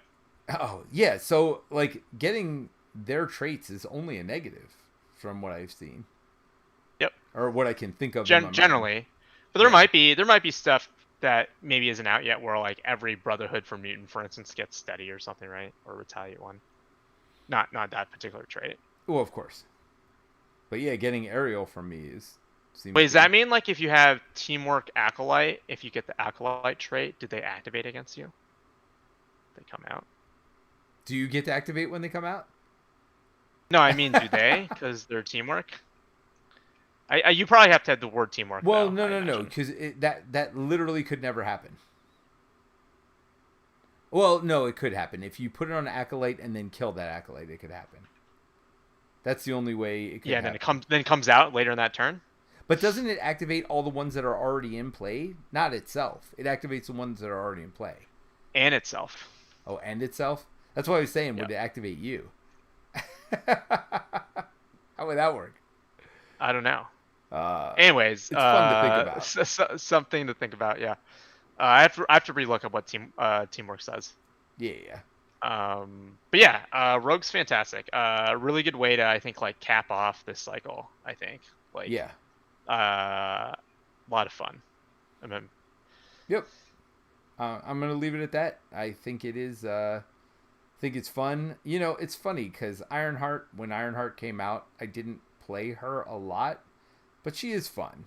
Like I like all the build-up heroes. You know that. And for Yep. me, Ironheart's just another one. It's super fun. I didn't even build tokens this game. That wasn't my focus at all.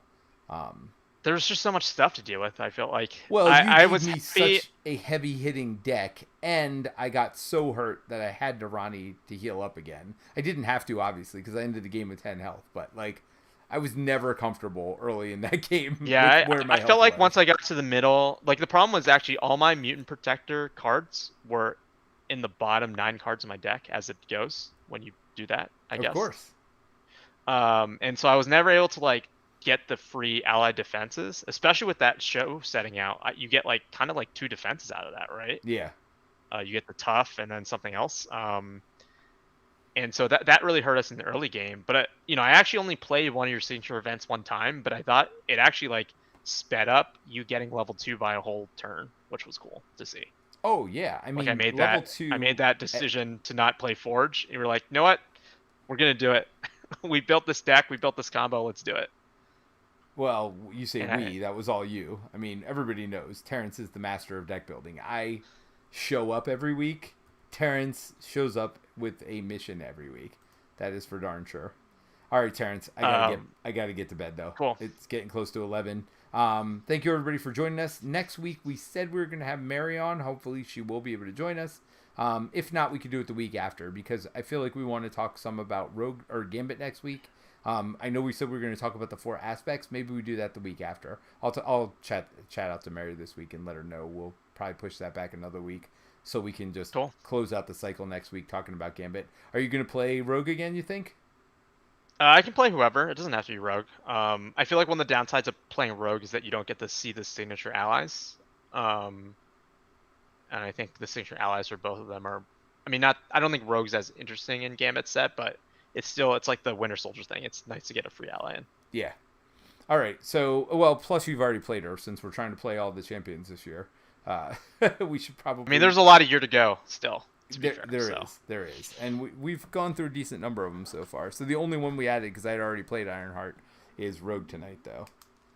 Yep. Now we might have to play Strange also. Because you don't count Brant. Brant's the only one who's played him. Well, I'm just saying, if we're trying to do it. I mean, what'll be interesting is next year we play him again, and the opposite person's got to play those heroes next year. That will become where it's like meta to the next level. You know what I mean? I'll keep this list, and like you played Scarlet Witch this year, I got to play her next year. I played Quicksilver, you got to play him next year. So I think that'll be harder for you than me, but I mean, anything's harder for me than you. Let's be honest, Terence. And on that note, I'm going to say goodnight. Bye, everybody. Right. Bye. See you, everyone.